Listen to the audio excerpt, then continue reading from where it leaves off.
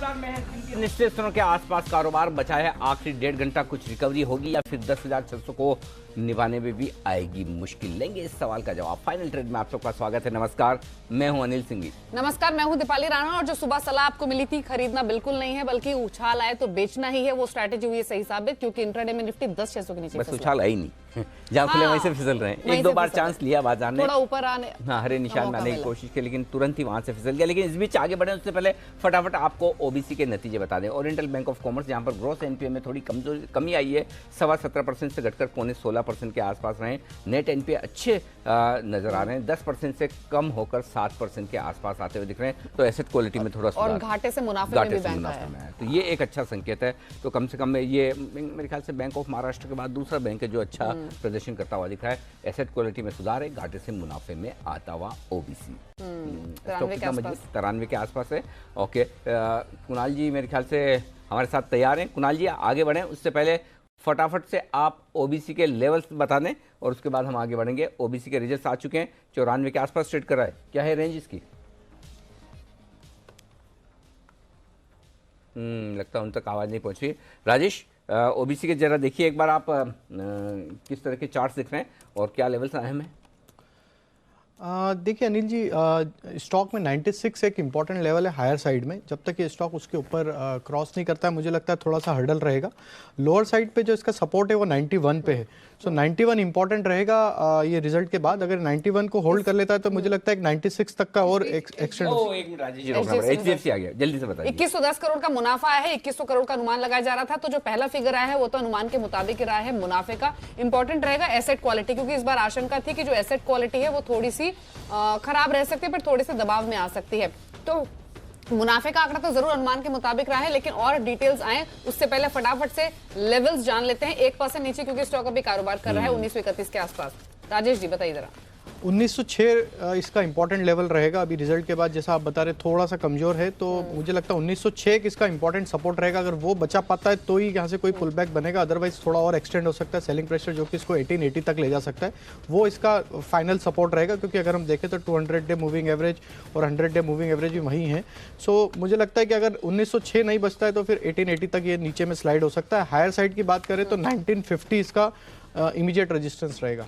Okay, 1950 के ऊपर निकला तो ही बेहतर है। कैश फ्यूचर्स, कैश के लेवल और नीचे में 1905, 1905, 1950 ये है रेंज जो राजेश जी ने बताई। इस पर नजर रखिए। और अभी थोड़ी देर में आपको नितिन मुरार का भी बता देंगे, जो उन्होंने पुट खरीदने की राय दी थी। वैसे तो जो 60 रुपए का टारगेट था उनके पुट का, वो हासिल हुआ है, वो तो बिल्कुल। तो देख लेते हैं आगे क्या कुछ। हाँ, और रेवेन्यू भी आपको बता देते हैं। इसके रेवेन्यू जो है वो 3% के आसपास बढ़े हैं, तो रेवेन्यू भी फ्लैटिश ही आए हैं एचडीएफसी लिमिटेड के। मुनाफा हालांकि 2110 करोड़ के आसपास आया है। टैक्स एक्सपेंस दरअसल सीक्वेंशियल बेसिस पर अगर देखेंगे तो कंपनी का थोड़ा सा कम हुआ है, लगभग 20% के आसपास। तो नतीजे मोरलेस अभी तक तो अनुमान के मुताबिक ही लग रहे हैं, लेकिन एसेट क्वालिटी और लोन ग्रोथ कैसी रहती है वो काफी इंपॉर्टेंट रहेगी। 1933 के आसपास ये अभी कारोबार कर रहा है, ना मजबूत हो रहा है ना गिर रहा है, जहां पर था वहीं का वहीं अभी मौजूद है। आय का आंकड़ा आपकी स्क्रीन पर है, 8820 करोड़ से बढ़कर 10,450 करोड़ के आसपास कंपनी की आय आती हुई दिखी है। टैक्स एक्सपेंस थोड़ा घटा है, जिसका फायदा इनको मिला है मुनाफे की तरफ और आय की तरफ। आय 3% के आसपास बढ़ी, अब 1929 के आसपास कारोबार कर रहा है। कुणाल जी का भी एक व्यू ले लेते हैं और उसके बाद बाजार की बड़ी बातें भी आपको बताएंगे। कुणाल जी फटाफट से एक राय आप भी दे दीजिए एचडीएफसी लिमिटेड पर रिजल्ट्स के बाद। देखिए दीपाली, एक रेंज में काउंटर ट्रेड कर रहा है और 1945 रुपए के आसपास एक बड़ा सपोर्ट था जो कि अब टूटता हुआ नजर आ रहा है। तो मुझे लगता है कि वापस से एक बार के लिए 1900 के भाव भी इसमें देखने को मिल सकते हैं। तो 1910 से लेकर 1945 ये रेंज है इस काउंटर के लिए। 1945 के ऊपर निकलेगा तो एचडीएफसी में आपको नई तेजी बनते हुए दिखेगी और फिर शायद 2000 के लेवल्स भी आते हुए दिखे। ठीक है, तो वही जो रेंज बता रहे थे राजेश जी, वही व्यू है कुणाल का भी। 1900 तक ही जा सकता है, लेकिन 1900 एक इंपॉर्टेंट लेवल है, वहां पर थम सकता है। और ऊपर की तरफ 1945 एक इंपॉर्टेंट लेवल रहेगा। स्टॉक अभी 0.25% की कमजोरी के साथ कारोबार कर रहा है। तो एचडीएफसी लिमिटेड, इस पर आप नजर रखिए। लेकिन अब बाजार की बड़ी बातें आपको फटाफट से बता देते हैं। दिन के निचले स्तरों के नजदीक भारतीय बाजार अब आ चुके हैं और 10,600 ये लेवल है निफ्टी का जो भी देखा जा रहा है। हालांकि इंट्राडे के दौरान ये 10,600 के नीचे भी स्लिप हुआ था। आज हमने देखा है कि निजी बैंकों में तो गिरावट दिखी है, इसीलिए निफ्टी बैंक अगर आप देखेंगे तो ये 100 अंक नीचे कारोबार कर रहा है। लेकिन इंटरेस्टिंग आज रहे हैं तमाम सरकारी बैंक जो नीचे खुलने के बाद सब रिकवर हुए हैं और अब ज्यादातर सरकारी बैंक ऊपरी स्तरों पर आकर कर रहे हैं कारोबार। ओबीसी का तो हमने अभी जिक्र किया ही था, लेकिन इसके अलावा आप देखिए SBI, bank of Baroda, PNB, ज्यादातर स्टॉक्स दिन के ऊपरी स्तरों पर कारोबार कर रहे हैं। आज एनबीएफसी स्टॉक्स यहां पर बिकवाली हावी हुई है। सुबह हमने 3 एनबीएफसी स्टॉक्स आपको बताए भी थे आज के 2000 में बिकवाली की, और तीनों स्टॉक्स 5-6% की गिरावट के साथ अभी भी कारोबार कर रहे हैं। सीमेंट, फर्टिलाइजर स्टॉक्स, ये कुछ ऐसे रेस्पेक्टिव सेगमेंट्स हैं जहां पर आज थोड़ा खरीदारी का मूड बना है, और आज कुछ दिग्गज फार्मा स्टॉक्स हैं वहां भी खरीदारी बनती हुई दिखी है आज के सत्र में। तो ये है बाजार की अब तक की बड़ी बातें। लेकिन एक बार देख लेते हैं कि अगले 1.5 घंटे में फाइनल ट्रेड में क्या खास रहेगा, और हर रोज की तरह शुरुआत हम करेंगे बचे हुए सत्र के लिए और कल के लिए इंपॉर्टेंट ट्रिगर्स क्या हैं उसके साथ। फिर आपको हम बताएंगे कि दिन भर के दौरान किन किन कंपनियों के नतीजे आए हैं, किन स्टॉक्स पर आई हैं खबरें, और 5 निफ्टी कंपनियों के नतीजे आ जाएंगे जिनमें से एक एचडीएफसी लिमिटेड आ चुका है। अभी भी axis bank, Bajaj finance, Bajaj Finserv बचे हुए हैं। एक बार वापस से रिवाइज स्ट्रैटेजी लेंगे इन स्टॉक्स भी। साथ ही आपको बताएंगे जो नतीजे कल आएंगे उन पर भी एक व्यू लेंगे। साथ ही जो पोल्ट्री कंपनियां हैं उनकी क्या दिक्कतें हैं इस पर एक स्पेशल रिसर्च आपके सामने लेकर आएंगे 2:25 पर। 2:30 पर BT-STT कॉल्स होंगे, और साथ ही आपको मिलेगी निफ्टी, बैंक निफ्टी पर बचे हुए सत्र की स्ट्रैटेजी। तो ये कुछ इंपॉर्टेंट ट्रिगर्स होंगे, और साथ ही कल जो रिजल्ट्स आएंगे उन पर भी करेंगे फोकस, और होगा बेन से बेनिफिट भी। हमारे साथ अब मानसी मौजूद हैं बताने के लिए कि बचे हुए सत्र के लिए और कल के लिए ट्रिगर्स हैं क्या। बताइए मानसी। जी बिल्कुल दीपाली, बजाज फाइनेंस और कॉर्पोरेशन बैंक दोनों ही कंपनियों की बोर्ड बैठक आज होने जा रही है, जहां पर पूंजी जुटाने को लेकर सोच विचार होगा। साथ ही आज ही से ओएनजीसी का शेयर बायबैक भी खुल चुका है। आपको बता दें 4022 करोड़ का ये पूरा बायबैक प्रोग्राम है जो कि 11 फरवरी तक चलने वाला है। इसके अलावा वेदांता प्लांट को फिर से खोलने पर आज फैसला हो सकता है। आपको बता दें पर्यावरण सुरक्षा के मामले में प्लांट को बंद किया गया था, और आज फिर से इस प्लांट को लेकर सुनवाई होनी है। इसके नतीजों पर हमारी नजर होगी। साथ ही एफओएमसी की एक अहम बैठक आज होने जा रही है जिस पर हमारी नजर होगी, और 2 दिवसीय बैठक है ये 29 और 30 जनवरी तक चलेगी। नतीजों की अगर बात करें काफी सारे आ चुके हैं, और कुछ एक तमाम अहम नतीजे हैं जो आने बाकी। Axis Bank, Mahanagar gas limited, bank of Baroda, Tata coffee, Granules India, इन तमाम कंपनियों के नतीजे अब भी आने बाकी हैं जिस पर हमारी नजर होगी। बात करते हैं कल की। एक तो अजंता फार्मा की बोर्ड बैठक है जहां पर बायबैक को लेकर सोच विचार किया जाएगा। इसके अलावा इकोनॉमिक इंडिकेटिव एक्शन है। ग्लोबल बाजारों से यूएस Q4 जीडीपी के आंकड़े आने वाले हैं, और साथ ही यूएस क्रूड ऑयल इन्वेंट्री के आंकड़े भी कल ही के दिन जारी होंगे। तो इन दोनों आंकड़ों पर हमारी नजर होगी। और कल भी अहम नतीजे हैं जैसे कि LIC housing finance, Ashoka Buildcon, Torrent pharma, Bajaj auto, Jubilant food, IOC, NTPC, तमाम कंपनियां हैं जिनके नतीजे कल आएंगे जिस पर हमारी नजर होगी। रिजल्ट्स के हिसाब से आज का दिन भी काफी इंपॉर्टेंट रहा, और अभी भी कई इंपॉर्टेंट रिजल्ट्स बचे हैं आने, और कल भी बहुत सारी कंपनियां हैं जिनके नतीजे आते हुए देखेंगे। एचडीएफसी लिमिटेड को एक बार फिर से देख लेते हैं। 1.1% नीचे भी कारोबार कर रहा है 1925 के आसपास। हालांकि प्रोविजन जो है एचडीएफसी लिमिटेड के वो घटे हैं 401 करोड़ से घटकर ये 100-125 करोड़ के आसपास आते हुए दिखे, लेकिन स्टॉक ठंडा ही है आज के सेशन में। लेकिन आप देखिए एनबीएफसी स्टॉक्स को, सुबह आपको 3-4 एनबीएफसी थी जिन पर बिकवाली की राय दी गई थी, और ऐसे लेवल पर दी गई थी जब ये स्टॉक्स बिल्कुल फ्लैट कारोबार कर रहे थे। फॉर एग्जांपल आप रेपको होम फाइनेंस को देखिए, आप देखिए आईबी हाउसिंग को, इन सभी ने अपने टारगेट्स को अचीव किया और अब दिन के निचले स्तरों पर ये कारोबार कर रहे हैं। Revise strategy specially IB housing पर जरूर लेंगे कुणाल जी से, लेकिन उससे पहले देखिए सुबह क्या सलाह आपको मिली थी इन स्टॉक्स पर और क्या लेवल्स सजेस्ट किए गए थे। इंडिया बुल्स हाउसिंग फाइनेंस को स्टॉप लॉस नोट कर लीजिए 695 के आसपास, नीचे की तरफ 670, 665। तो पहले टारगेट्स तो अचीव आईबी हाउसिंग में 287, 687 पर सेल कॉल था, 695 स्टॉप लॉस और 670, 665 ये 2 टारगेट है। रेपको होम फाइनेंस 396-97 जो भी है इस लेवल पर आपको रेपको शॉर्ट करना है 389 के नीचे। 389 के नीचे। बात तो मतलब टारगेट हासिल करने में वक्त ही नहीं लगा, 5.5% नीचे है। मुथूट फाइनेंस स्कोप है नीचे जाने का, तो आराम से आप इसे बेच सकते हैं। 515 का स्टॉप लॉस लगाइएगा, 495, 485 2 टारगेट नीचे के आराम से बन सकते हैं। मुथूट मतलब कि 14 रुपए नीचे आया है जहां से आपने बोलना शुरू किया था। 1500 शेयरों का लॉट है, तो 20,000 की कमाई तो सीधे सीधे होगी। आज एक्चुअली अनिल जी 2,000 की जगह 15-20 हज़ार की कमाई करा रहे हैं। पहली बार शायद मैंने कहा होगा ये स्टॉक ऐसे हैं जो 20,000 बनाने वाले हैं। और आज आपने जो एनबीएफसी आइडेंटिफाई करी अनिल जी, कमाल के मतलब उसमें इम्पैक्ट आया है। बेहतरीन आपका स्टॉक सिलेक्शन आज रहा।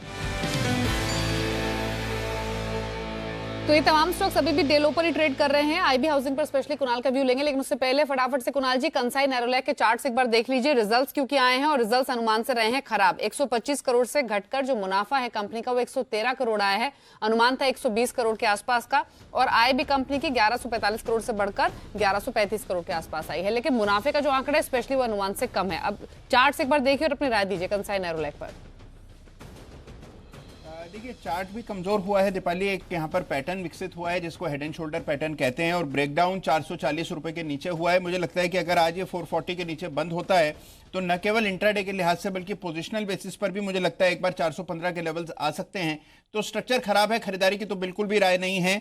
440 के ऊपर जाएगा तो मजबूत होगा। मजबूत मतलब कि थोड़ी बहुत इसमें स्ट्रेंथ देखने को मिलेगी, और नीचे की तरफ मुझे लगता है 415 का लेवल है जहां पहला सपोर्ट आएगा। तो 415 440 ये दो स्तर हैं जिनको वॉच करना है। ठीक है, नीचे की तरफ 415 ये सपोर्ट है, ऊपर 440 अटक सकता है ये स्टॉक। रिजल्ट्स खराब आए हैं क्योंकि आपको बता दें मार्जिन इनके बहुत घटे हैं, लगभग 17.25% से घटकर इस तिमाही में कंपनी के मार्जिन सिर्फ 13% रह गए हैं। यानी ऑलमोस्ट यहाँ पर 4-5% इरोड हुए हैं कंपनी के मार्जिन। 421 पर यह स्टॉक आ चुका है दिन के निचले स्तर पर रिजल्ट्स के बाद 3.5% नीचे, लेकिन 415 यहां तक जाने की पॉसिबिलिटी है। आप देखिए अब 420 के आसपास ये कर रहा है कारोबार। तो ये स्टॉक है जहां पर रिजल्ट्स का इंपैक्ट दिख रहा है। इस बीच राकेश जी भी शायद अपने कॉल के साथ तैयार है। राकेश जी, बीटीएसटी कॉल है क्या? दिवाली चार्ट कॉर्नर है। चलिए ठीक है, शो की शुरुआत में चार्ट कॉर्नर राकेश जी कुणाल जी की ओर से, तो रुक करते हैं सीधे चार्ट कॉर्नर का।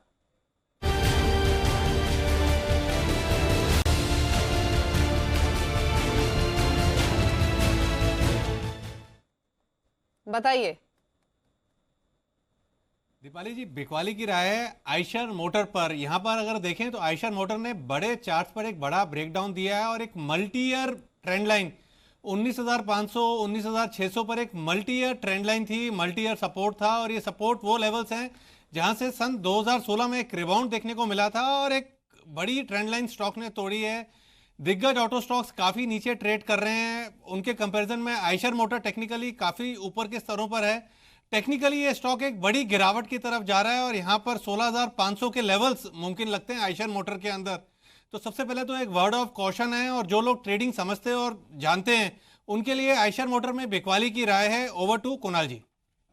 बेहद कमजोर स्ट्रक्चर है, और कमजोर स्ट्रक्चर में जब बड़ा ब्रेकडाउन हो तो वो बहुत बड़ा असर दिखाता है। मुझे लगता है इन स्तरों पर डेफिनेटली शॉर्ट करना चाहिए। हाल के दिनों में एक कंसोलिडेशन हुआ, एक बेस बिल्डिंग हुई जो कि पूरी तरह विफल हो गई, और आयशर मोटर ने अब एक बड़े सपोर्ट को तोड़ दिया है। मुझे लगता है कि बहुत तेजी से काउंटर नीचे जाने की क्षमता रखता है। मौजूदा स्तरों पर अग्रेसिवली शॉर्ट करना चाहिए आयशर मोटर। 20,000 रुपए पर स्टॉप लॉस रखें। पहला लक्ष्य 17,500 का और दूसरा एम्बिशियस टारगेट 16,500 रुपए का है। तो बहुत अग्रेसिव और बड़े लक्ष्य हैं। मौजूदा स्तरों पर शॉर्ट करें आयशर मोटर्स। ठीक है, बिकवाली की राय है चार्ट कॉर्नर में आयशर मोटर्स पर। ऑलरेडी स्टॉक 5% गिरा हुआ है, लेकिन राकेश जी कुणाल जी को लगता है कि और नीचे जा सकता है, इसीलिए ये पोजिशनल टारगेट से 16,500 तक जाने की पॉसिबिलिटी है। 20,000 के स्तर पर आपको रखना है स्टॉप लॉस। और कुणाल जी, अभी कंसाई नेरोलैक का आप जिक्र कर रहे थे 415 का, वो लेवल इसमें ऑलरेडी आ चुका है आपके बोलने के बाद, और अब 415 के आसपास ही कंसाई नेरोलैक ट्रेड कर रहा है। अब एक और रिजल्ट्स आए हैं वेबको इंडिया, इसके चार्ट्स भी फटाफट से खोल लीजिए। रिजल्ट्स बता देते हैं। 64 करोड़ से घटकर मुनाफा 60 करोड़ आया है। आय हालांकि कंपनी की थोड़ी बड़ी है, 615 करोड़ से बढ़कर 653 करोड़ के आसपास आई है। स्टॉक 1% नीचे है। कुणाल जी, आपकी राय? देखिए बहुत ही लिक्विड काउंटर है दीपाली, इसमें आमतौर पर ट्रेडिंग बहुत कम होती है और इसका भी चार्ट स्ट्रक्चर कोई खास स्ट्रांग नहीं है। 6100 रुपए के आसपास एक सपोर्ट है, तो 6100 के नीचे जाएगा तो मुझे लगता है कि कुछ इसमें और कमजोरी देखने को मिलेगी। जिनके पास शॉर्ट टर्म की पोजीशन है उनको 6100 का एक स्टॉप लॉस रखना चाहिए। उछाल में मुझे लगता है 6450 तक जा सकता है, तो 6450 और 6100 ये दो लेवल्स हैं जिनको वॉच करना है। फिलहाल ट्रेडिंग के लिहाज से इस काउंटर को अवॉइड करें, बेहतर है। करने की सलाह है वेबको और स्टॉक 1% नीचे। लेकिन यहाँ से सीधे रुक कर लेते हैं एचडीएफसी लिमिटेड की रिजल्ट्स के बाद की प्रेस कॉन्फ्रेंस का। Loan book on an AUM basis stood at 15%, but the growth in the individual loan book on an AUM basis was 17%. Non-individual growth was relatively lower in this 9-month period and stood at 9%. During the third quarter of the financial year, we sold loans aggregating to 6,959 crores of rupees, of which the bulk of it, 6,285 crores, was to HDFC Bank in the context of the mortgage sharing arrangement that we have with them, where the bank sources loans for us, we do the credit legal technical checks, and then after we hold on to the loan for some time, the bank has a right to buy back a certain percentage of these loans. During the last 12 months, we have sold loans aggregating in all to 22,732 crores of rupees. Had these loans not been sold, then the growth in the individual loan book would have been 24%, and the growth in the total loan book would have been 19%. As of 31st December, we had a total of 54,797 crore rupees worth of loans, which have been sold by us, but which continue to be serviced by HDFC. Our thrust on affordable housing continues unabated. If we look at this 9-month period, and if we look at it in terms of number of customers, 37% of our customers in numbers and 18% of our customers in value were in respect of borrowers who would be in the economically weaker section or in the lower income group. Our average loan amount for borrowers in the economically weaker section stands at 10.1 lakh rupees, whereas the average loan amount for borrowers in the lower income group stands at 17.6 lakhs rupees. तो ये HDFC limited के management को आप सुनते हुए, और आपको बता दें जो एसेट क्वालिटी का फिगर आया भी है उसमें जो एनपीए रहे हैं वो 1.22% के मुकाबले 1.33% पर आए हैं, तो मामूली से बड़े हैं और आशंका यही थी कि थोड़े बढ़कर आ सकते हैं। स्टॉक हालांकि अब कमजोर हुआ है और अब 0.2% नीचे 1914 के आसपास कर रहा है, कारोबार 1900 तक के टारगेट्स नीचे की तरफ। स्टॉक में है तेजी, लेकिन मुनाफे की फिगर घटी, 123 करोड़ से घटकर 100 करोड़ हुई है। आय में इजाफा देखने को मिला है 1057 करोड़ के मुकाबले 1210 करोड़। अन्य आय का कंपोनेंट भी है 6.5 करोड़। आपको रोकना चाहेंगे क्योंकि बजाज फाइनेंस के रिजल्ट्स आ चुके हैं। 1022 करोड़ ये कंपनी का मुनाफा कंपनी ने दर्ज किया है, 1014 करोड़ का अनुमान था। तो जो पहला फिगर आया है वो स्लाइटली बेटर आया है या फिर इनलाइन विद एक्सपेक्टेशंस आया, ये कह सकते हैं। 690 करोड़ से बढ़कर 1022 करोड़ का मुनाफा कंपनी ने पोस्ट किया है, 1014 करोड़ के आसपास की एक्सपेक्टेशंस थी। तो ये आंकड़ा एक्सपेक्टेशन से बेटर आते हुए दिखा है, लेकिन स्टॉक कल भी 7-8% लुढ़का था, आज भी थोड़ा सा रिजल्ट से पहले कमजोरी 1% के आसपास। बाकी फिगर्स आती हैं उससे पहले कुणाल जी एक बार आप चार्ट्स देखकर बताइए बजाज फाइनेंस के ऊपर नीचे के रेंज।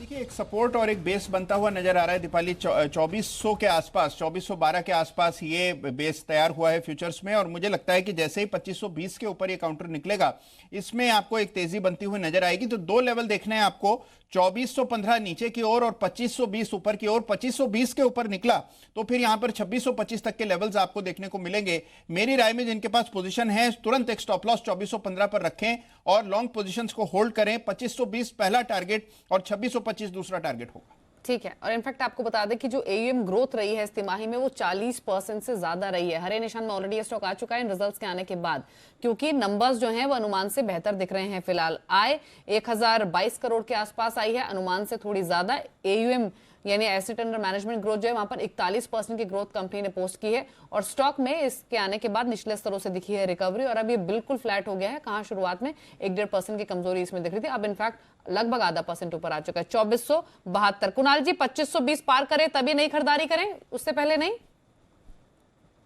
देखिए जिनके पास पोजीशन है उनको दीपाली 2520 पहला एक रेजिस्टेंस देखने को मिलेगा, और वहां पर मुझे लगता है कि एक बार के लिए इंट्राडे मूव रुक सकता है। 2520 पार होगा तो फिर नई तेजी बनेगी। कुणाल जी बजाज फिनसर्व पे बता दीजिए फटाफट से नंबर्स। पहली फिगर जो है वो एक्सपेक्टेशन से काफी बेटर लग रही है, 900 करोड़ के आसपास का अनुमान था मुनाफे का, 4665 करोड़ का मुनाफा कंपनी ने पोस्ट किया है। फटाफट से आपके बजाज फिनसर्व पर, क्योंकि स्टॉक में एक्शन बन गया है। मुझे लगता है कि दीपाली इसमें भी खरीदारी करनी चाहिए। 6100 के नीचे अगर गया तभी कमजोर होगा। 6100 बहुत ही मामूली सा 100 रुपए का स्टॉप लॉस रखना है। ऊपर मुझे लगता है 6350 6325 के लेवल्स आ सकते हैं, तो 6325 के टारगेट से मुझे लगता है कि बजाज फिनसर्व को बाय करना चाहिए। 6100 पे रखें स्टॉप लॉस। ठीक है, 6100 पर स्टॉप लॉस रखना है। आपको एक करेक्शन बता दें, जो 4665 करोड़ का आंकड़ा है ये मुनाफे का नहीं आय का है। आय कंपनी की जो है वो 1022 करोड़ के आसपास आई है, 924 करोड़ के आसपास का अनुमान था, लेकिन नंबर्स डेफिनेटली अच्छा है। और अब आप बजाज फिनसर्व और बजाज फाइनेंस दोनों को देख लीजिए, दोनों स्टॉक्स में अब तेजी का एक्शन बनता हुआ दिख रहा है, क्योंकि लगभग 0.25% की मजबूती बजाज फाइनेंस में आ चुकी है और बजाज फिनसर्व ये लगभग 2.5% मजबूत होकर अब कारोबार कर रहा है। रिजल्ट्स का इंपैक्ट दिख रहा है और इनफैक्ट हमने मंडे को मुनाफे वाले मंडे में रिजल्ट स्टॉक्स पर जब चर्चा की थी तो अविनाश जी का भी यही व्यू था कि रिजल्ट से पहले अगर खरीदना है या फिर कहीं तेजी का एक्शन बनेगा तो बजाज फाइनेंस, बजाज फिनसर्व हो सकते हैं। नेट एनपी आपको बता दें बजाज फाइनेंस के वो 0.62% पर रहे हैं, 0.53% के मुकाबले सीक्वेंशियल बेसिस पर हल्के से बड़े हैं, लेकिन डर एनबीएफसी को लेकर काफी ज्यादा था। बजाज फाइनेंस कैश में अब 1.5% मजबूत होकर ट्रेड कर रहा है। एक बार फ्यूचर का भाव और देख लीजिए बजाज फाइनेंस का, क्योंकि 2520 ये वो लेवल है जिसके बाद जिसको पार करेगा तो एक बार नई खरीदारी भी आप कर सकते हैं बजाज फाइनेंस में। अच्छे रिजल्ट्स आए हैं दोनों ही कंपनियों के और देखिए 2500 पर तो ऑलरेडी स्टॉक आ चुका है। बजाज फाइनेंस का अच्छा तेजी का मूड बनता हुआ दिखा है, तो दोनों स्टॉक्स दिन के ऊपरी स्तरों पर अब कारोबार कर रहे हैं। अब बताइए रजत, कौन कौन से स्टॉक्स की आप बात कर रहे थे? जी बिल्कुल, रैमको सीमेंट में एक चीज़ और है कि इनका कामकाजी मुनाफा जो उसमें भी गिरावट देखने को मिली है, 236 करोड़ से घटकर 214 करोड़ के फिगर रैमको सीमेंट ने दर्ज किए और मार्जिन 22.3% से घटकर 17.4% के आसपास आते हुए नजर आए हैं। तो नतीजे उतने एक्साइटिंग नहीं है, लेकिन फिर भी स्टॉक में आज रिएक्शन पॉजिटिव साइड पे देखने को मिल रहा है। दूसरा है स्ट्राइड्स फार्मा। देखिए नतीजे अपनी जगह ठीक है, लेकिन उसके बाद सिलसिलेवार तरीके से उन्होंने बहुत सारी घोषणाएं आज के सत्र में कर दी, जिसका इंपैक्ट पड़ गया। मुनाफा पहले तो बताऊं 49 करोड़ से घटकर 31 करोड़ की फिगर है। एबिटा भी 140 करोड़ से घटकर 121 करोड़ पे पहुंचता हुआ नजर आया है। तो ऑपरेशन फ्रंट पे भी कुछ बहुत अच्छे नतीजे नहीं है। मार्जिन भी 18.6% से घटकर 15.1% है, लेकिन इनका ये कहना है कि विविमेट जेवी में हिस्सा बेचने जा रहे हैं। एरो का हिस्सा ये बेच रहे हैं, ऑस्ट्रेलियन डॉलर जो है 39.4 करोड़ में बेच रहे हैं। वीनस फार्मा को कंपनी खरीदने जा रही है और क्योंकि यूएस में फुटप्रिंट बढ़ाना चाहते हैं तो उसके चलते फार्मा पार इनकॉर्पोरेशन में भी ये 80% हिस्सेदारी जो है वो खरीदने जा रही है। तो ये स्ट्राइड्स फार्मा के लिए आज मैनेजमेंट की तरफ से बयान आया है। इन्फो एज एक और कंपनी जहां पर मुनाफा घटा है, 78 करोड़ से घटकर 74 करोड़ की फिगर आई है। आय यहां पर 265 करोड़ से बढ़ गई है, 281 करोड़ हो गई, लेकिन तिमाही दर तिमाही आधार पर देखेंगे तो कामकाजी मुनाफा कोई बहुत ज्यादा नहीं बढ़ा, बल्कि मार्जिन श्रिंक हो गए हैं 31% से घटकर 29.6% क्वार्टर क्वार्टर बेसिस पे। सेरा सैनिटरीवेयर मुनाफे की फिगर 23 करोड़ से बढ़कर 28 करोड़ और आय की फिगर 290 करोड़ से बढ़कर 319 करोड़ पहुंचती हुई नजर आई। कामकाजी मुनाफा भी 41 करोड़ से बढ़कर 46 करोड़ पहुंचा है इस कंपनी का। लेकिन जो डैमेज हुआ है आज वो फैक्ट में हुआ है। फर्टिलाइजर कंपनी Q3 में घाटा बहुत ज्यादा बढ़ गया, 4.4 करोड़ से बढ़कर सीधा 50 करोड़ की फिगर घाटे के तौर पर कंपनी ने दर्ज की है। आय में इजाफा जरूर हुआ, लेकिन कामकाजी मुनाफा 72 करोड़ के मुकाबले मात्र 13 करोड़ रिपोर्ट हुआ। मार्जिन तो इनफैक्ट लगभग खत्म ही हो गए 2% के आसपास, लेकिन स्टॉक 10% टूट गया आज के सिंगल ट्रेडिंग सेशन में। अन्य आय का कंपोनेंट भी ये भी बता दूं आपको, जेट एयरवेज और एसबीआई से जुड़ी खबर यह है कि कर्ज रिस्ट्रक्चरिंग के बाद एसबीआई का कहना है कि वो कंपनी में लगभग 15% हिस्सा जो है वो एसबीआई के पास हो सकता है। जैसी ही खबर आई वैसे ही ऊपरी स्तरों पर एसबीआई में मुनाफा वसूली देखने को मिली। अदानी गैस के लिए सुबह खबर यह आई थी कि कंपनी को सुप्रीम कोर्ट से राहत मिली है। 2 सिटी गैस नेटवर्क पर कंपनी को राहत मिली है सुप्रीम कोर्ट की ओर से और कंपनी के लिए पीएनजीआरबी दोबारा जो है वो ऑर्डर जारी करने जा रही है। और आखिर में है डिशमिन कार्बोजन, जिसमें गुजरात के बावला यूनिट को यूएसएफडीए से क्लीन चिट मिली है, EIR जो है वो जारी किया गया। ठीक है, तो ये तमाम रिजल्ट्स वाले और खबरों वाले स्टॉक्स हैं आज दिन भर के दौरान के।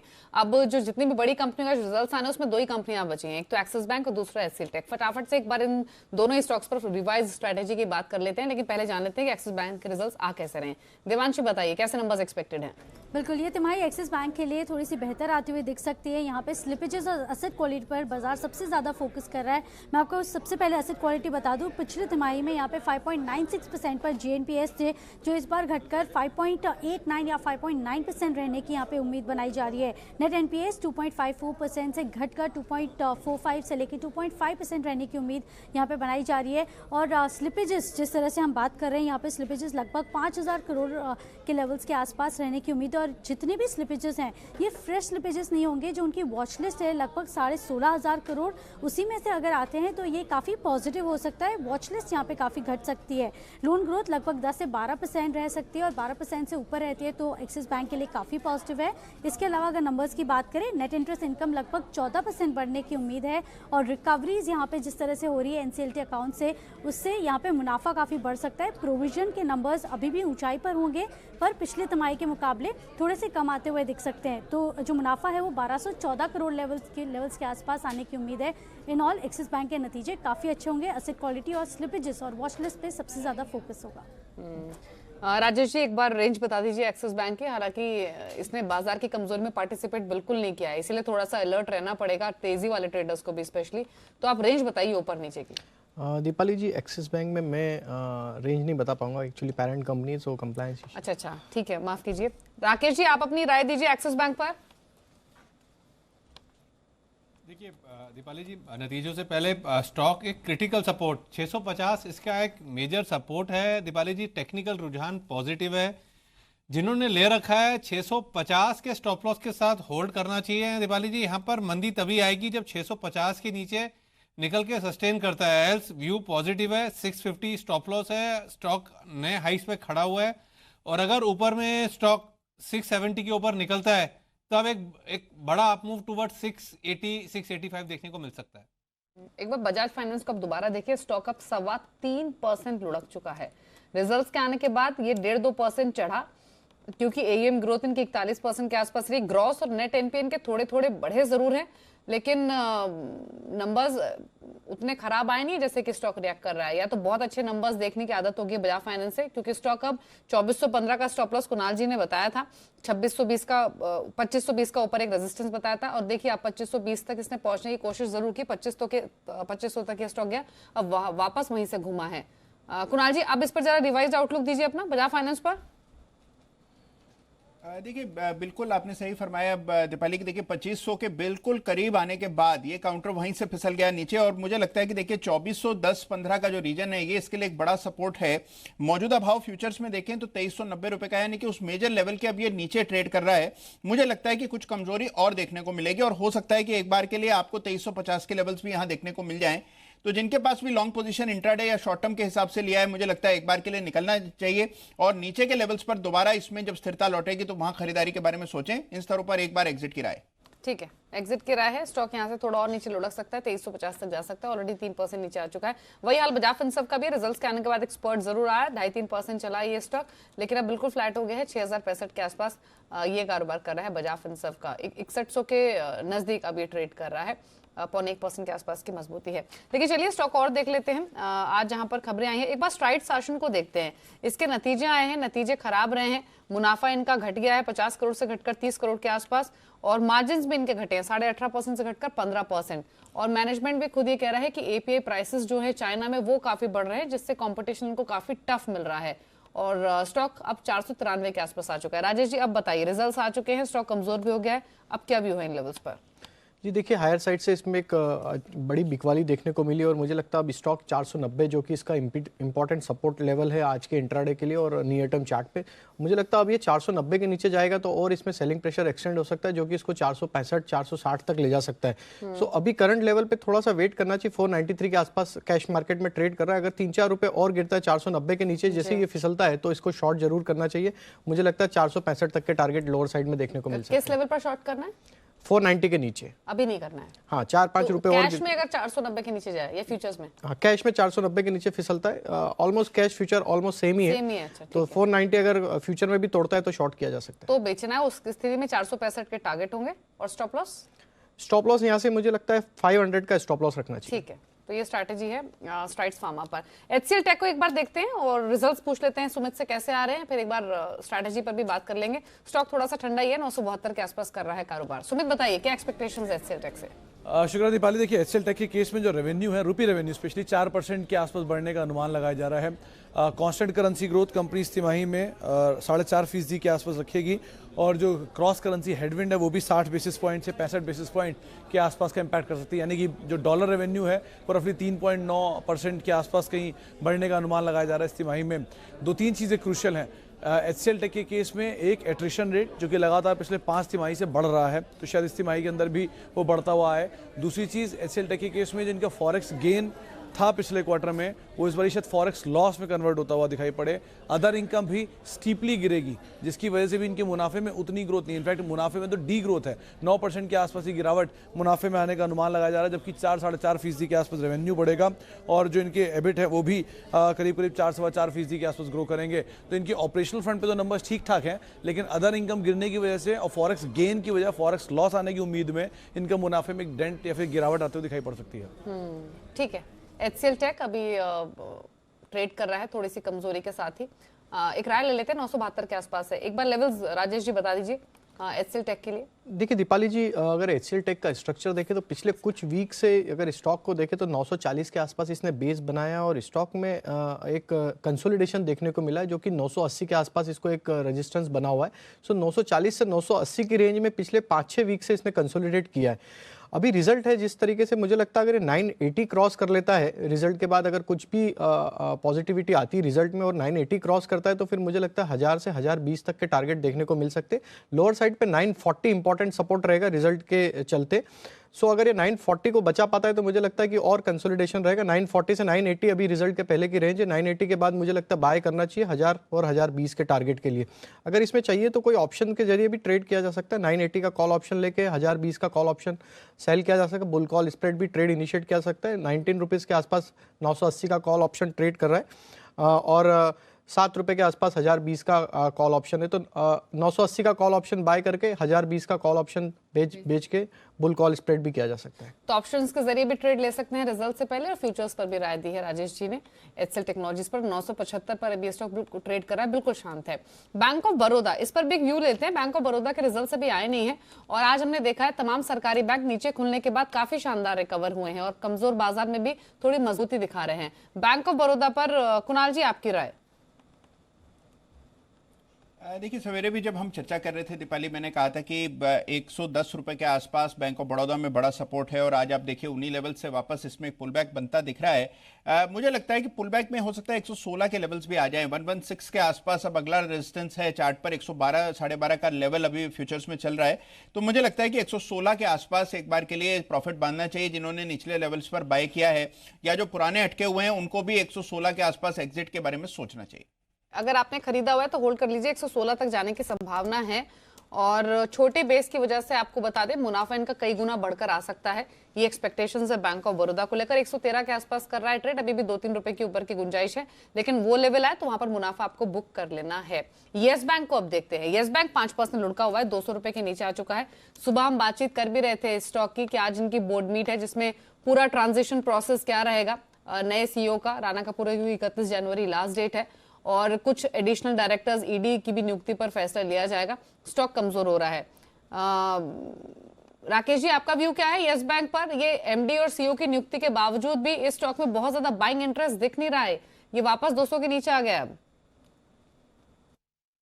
देखिए दीपाली जी, स्टॉक में एक ब्रेकआउट देखने को मिला था, स्टॉक 210 के ऊपर गया था, अब दोबारा से नीचे की तरफ फिसल रहा है।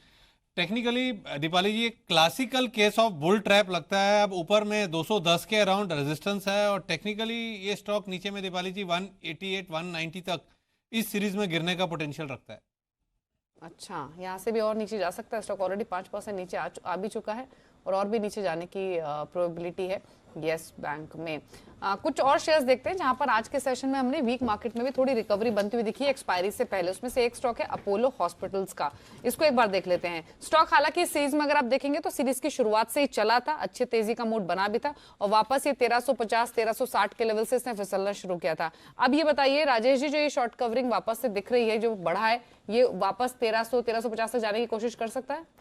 देखिए दीपाली जी, जो इसमें हमने पिछले कुछ दिनों में जो वीकनेस देखी थी या करेक्शन बोले जिसको हम, तो 1250 के आसपास में इसमें सपोर्ट था, वहाँ से स्टॉक ने आज वापस रिकवर होना चालू किया है। सो मुझे लगता है अब ये 1250 इसका जो सपोर्ट था, मल्टीपल सपोर्ट जोन था, वहीं से स्टॉक ने रिकवर किया है। तो जरूर हाँ, मुझे लगता है कि इसमें और एक्सटेंड हो सकता है पुल बैक, और जो कि इसको 1320 से 1335 तक इसको अपसाइड में ले जा सकता है।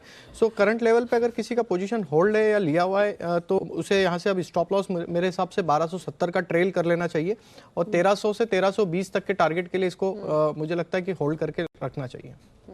ठीक है, होल्ड करने की सलाह है। स्टॉक अभी 1293 के आसपास आकर कारोबार कर रहा है और 1293 ये भी मौजूदा लेवल्स देखे जा रहे हैं। इस भी सिद्धार्थ सिदानी भी हमारे साथ मौजूद हैं, उनको भी शो में शामिल करते हैं। Siddharth, good afternoon. आपकी राय भारतीय इंफ्राटेल पर चाहिए, लगातार तीसरा दिन है जो मार्केट के मूड के उलट ये चाल दिखा रहा है, आज भी 3% बढ़ा हुआ है। आपका फंडामेंटल व्यू क्या है इस शेयर पर?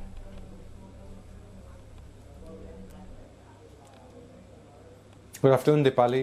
फंडामेंटली अगर देखा जाए तो ये टेलीकॉम सर्विस प्रोवाइडर के ऊपर हम पॉजिटिव नहीं है। हम मानते हैं कि अभी भी सर्विस प्रोवाइडर में पेन बचा हुआ है, आने वाले समय में अभी भी जो डिसरप्शन का खेल है वो जारी रहेगा। और बैलेंस शीट वाइज मुझे नहीं लगता है कि कोई भी कंपनी पे अभी ध्यान देना चाहिए। एकमात्र कंपनी होगी ये स्पेस में जिसे हम मानते हैं कि बेहतर कर सकता है, वो भी सर्विस प्रोवाइडर नहीं है, वो 5G से जुड़ी हुई कंपनी है ऑप्टिक फाइबर साइड में, स्टरलाइट टेक्नोलॉजी। हालांकि कुछ दिनों से गिरावट देखने मिल रही है क्योंकि प्रमोटर प्लेज शेयर्स और जो भी स्टोरी चल रही है, बट फंडामेंटली अगर बिजनेस वाइज देखा जाए तो हाईएस्ट एवर ऑर्डर बुक है ये कंपनी का अभी का। और स्टरलाइट टेक्नोलॉजी जिस हिसाब से 5G का रोल आउट होगा और ऑप्टिक फाइबर में they are the leaders, Sterlite technology हमें लगता है कि दमदार कंपनी हो सकती है। ठीक है, अगर स्पेस में ले रहे हैं तो भारतीय इन्फ्राटेल स्टरलाइट टेक को देख सकते हैं। ऑलरेडी हायर लेवल से स्टॉक काफी नीचे भी आ गए तो भाव से भी अच्छा लग रहा है। लेकिन कल भी काफी सारी कंपनियां जो रिजल्ट्स पेश करेंगी, लगभग 4-5 निफ्टी की कंपनियां हैं, एफ&ओ की भी लिस्ट लंबी है। बजाज ऑटो, इसके नतीजे आएंगे। रजत से पहले पूछ लेते हैं कि नंबर्स आ कैसे रहे हैं और उसके बाद इस स्टॉक पर आपको ट्रेड कैसे लेना है, रिजल्ट से पहले उस पर करेंगे चर्चा। बताइए रजत, कैसी एक्सपेक्टेशंस है? जी बिल्कुल, कोई बहुत एक्साइटिंग नतीजे जो होंगे बजाज ऑटो पेश नहीं करेगा। 9% के आसपास की ग्रोथ हम समझ रहे हैं कि मुनाफे की फिगर में रहेगी और फिगर जो एक्सपेक्टेड है वो है 1041 करोड़, 1040 से 1041 करोड़ के आसपास की फिगर बजाज ऑटो दर्ज करेगा। लेकिन अगर आप तिमाही दर तिमाही आधार पर देखें तो इस समय ऑटो में वैसे ही सेंटीमेंट बहुत कमजोर है और इनका तिमाही आधार पर आय 6% घटने का अनुमान, कामकाजी मुनाफा 9% घटने का अनुमान और मुनाफा जो है वो लगभग 9% घटने का अनुमान तिमाही दर तिमाही आधार पर। तो ये ऑटो कंपनी के साथ दिक्कत ये है कि इनकी वॉल्यूम ग्रोथ जो है वो तिमाही दर तिमाही आधार पर बहुत एक्साइटिंग है नहीं। वॉल्यूम 6% घटेंगे Q1Q बेसिस पे, Y-on-Y बेसिस पे 26% इसलिए बढ़ेंगे क्योंकि लो बेस इफेक्ट देखने को मिल सकता है। लेकिन कंपनी जो है वो अपनी बाइक की कीमतें उतने अनुपात में नहीं बढ़ा पाई जितने उसके खर्चे हैं। रियलाइजेशन लगभग 5 से 6% के आसपास घट सकते हैं और टैक्स दरों में भी यहाँ पर बढ़ोतरी देखने को मिली है, जिसके कारण हो सकता है कि मुनाफे पे इनके अल्टीमेटली दबाव ही देखने को मिले। तो अगर सालाना आधार पर देखेंगे 9% मुनाफा बढ़ेगा, लेकिन क्वार्टर बेसिस पे 9% की गिरावट, 1041 करोड़ मुनाफे की फिगर और रेवेन्यू की फिगर लगभग 18% बढ़ के आएगी 7502 करोड़। ठीक है, तो नतीजे फ्लैट ही रहेंगे बजाज ऑटो के, बहुत ज्यादा हाई एक्सपेक्टेशंस नहीं है। अब कुणाल जी, आप अपनी राय दीजिए बजाज ऑटो पर, यह ध्यान में रखते हुए कि जब मारुति के रिजल्ट्स आए थे, खराब रिजल्ट्स आए थे, तब ऑलरेडी हीरो मोटो, बजाज ऑटो ऑलरेडी अपने हायर लेवल से लुढ़क चुके हैं। मेरे ख्याल से 2800-2900 के आसपास था उस दिन ये स्टॉक, अब 2500 पर ऑलरेडी आ चुका है। तो रिजल्ट्स थोड़े अच्छे नहीं आ रहे हैं, सुस्त आ रहे हैं। इस बात को ध्यान में रखते हुए इन स्तरों से नीचे जाने की कितनी पॉसिबिलिटी है, ट्रेड कैसे लेना रिजल्ट से पहले? देखिए, इन स्तरों पर अगर आप देखें दीपाली, तो मुझे लगता है कि जो स्ट्रक्चर है वो बेहद कमजोर है। स्ट्रक्चर में किसी तरह का सुधार नहीं हुआ और जो सबसे अच्छी बात है कि सामने बिल्कुल एक रेजिस्टेंस नजर आती है। ये 2590 रुपए के आसपास फ्यूचर्स में रेजिस्टेंस है। आज का डे हाई भी अगर आप देखें तो 2600 रुपए के आसपास फ्यूचर्स में डे हाई है। मुझे लगता है कि आज के डे हाई का एक स्टॉप लॉस रखें और शॉर्ट की पोजीशन बनाएं। और बाजार मान लीजिए कमजोर होता है, रिजल्ट जैसा आप बता रहे हैं कि उम्मीद से खराब आते हैं, तो इस काउंटर में और नीचे के लेवल्स आपको देखने को मिलेंगे। रिस्क रिवॉर्ड बहुत फेवरेबल है, केवल 20 रुपए का रिस्क ऊपर की ओर लेना है और नीचे मुझे लगता है कि जैसे ही गिरावट आएगी वापस से 2500 के लेवल्स भी इसमें देखने को मिल सकते हैं। तो रिस्क रिवॉर्ड के लिहाज से देखें और जो ट्रेंड चल रहा है उसके हिसाब से देखें। मेरी राय में 2590-95 का स्टॉप लॉस रखकर बिकवाली करनी चाहिए। बेचने की सलाह है, स्ट्रक्चर कमजोर है, स्टॉक कमजोरी लग रहा है। इनफैक्ट सिद्धार्थ, आपका व्यू क्या है? बजाज ऑटो के तो कल आ रहे हैं, उसके बाद इसी हफ्ते हीरो मोटो के भी नतीजे आएंगे, मारुति जैसी कंपनी के रिजल्ट्स, और रिजल्ट्स के बाद स्टॉक पर इंपैक्ट हम ऑलरेडी देख चुके हैं। अभी करना क्या इन शेयरों को लेकर?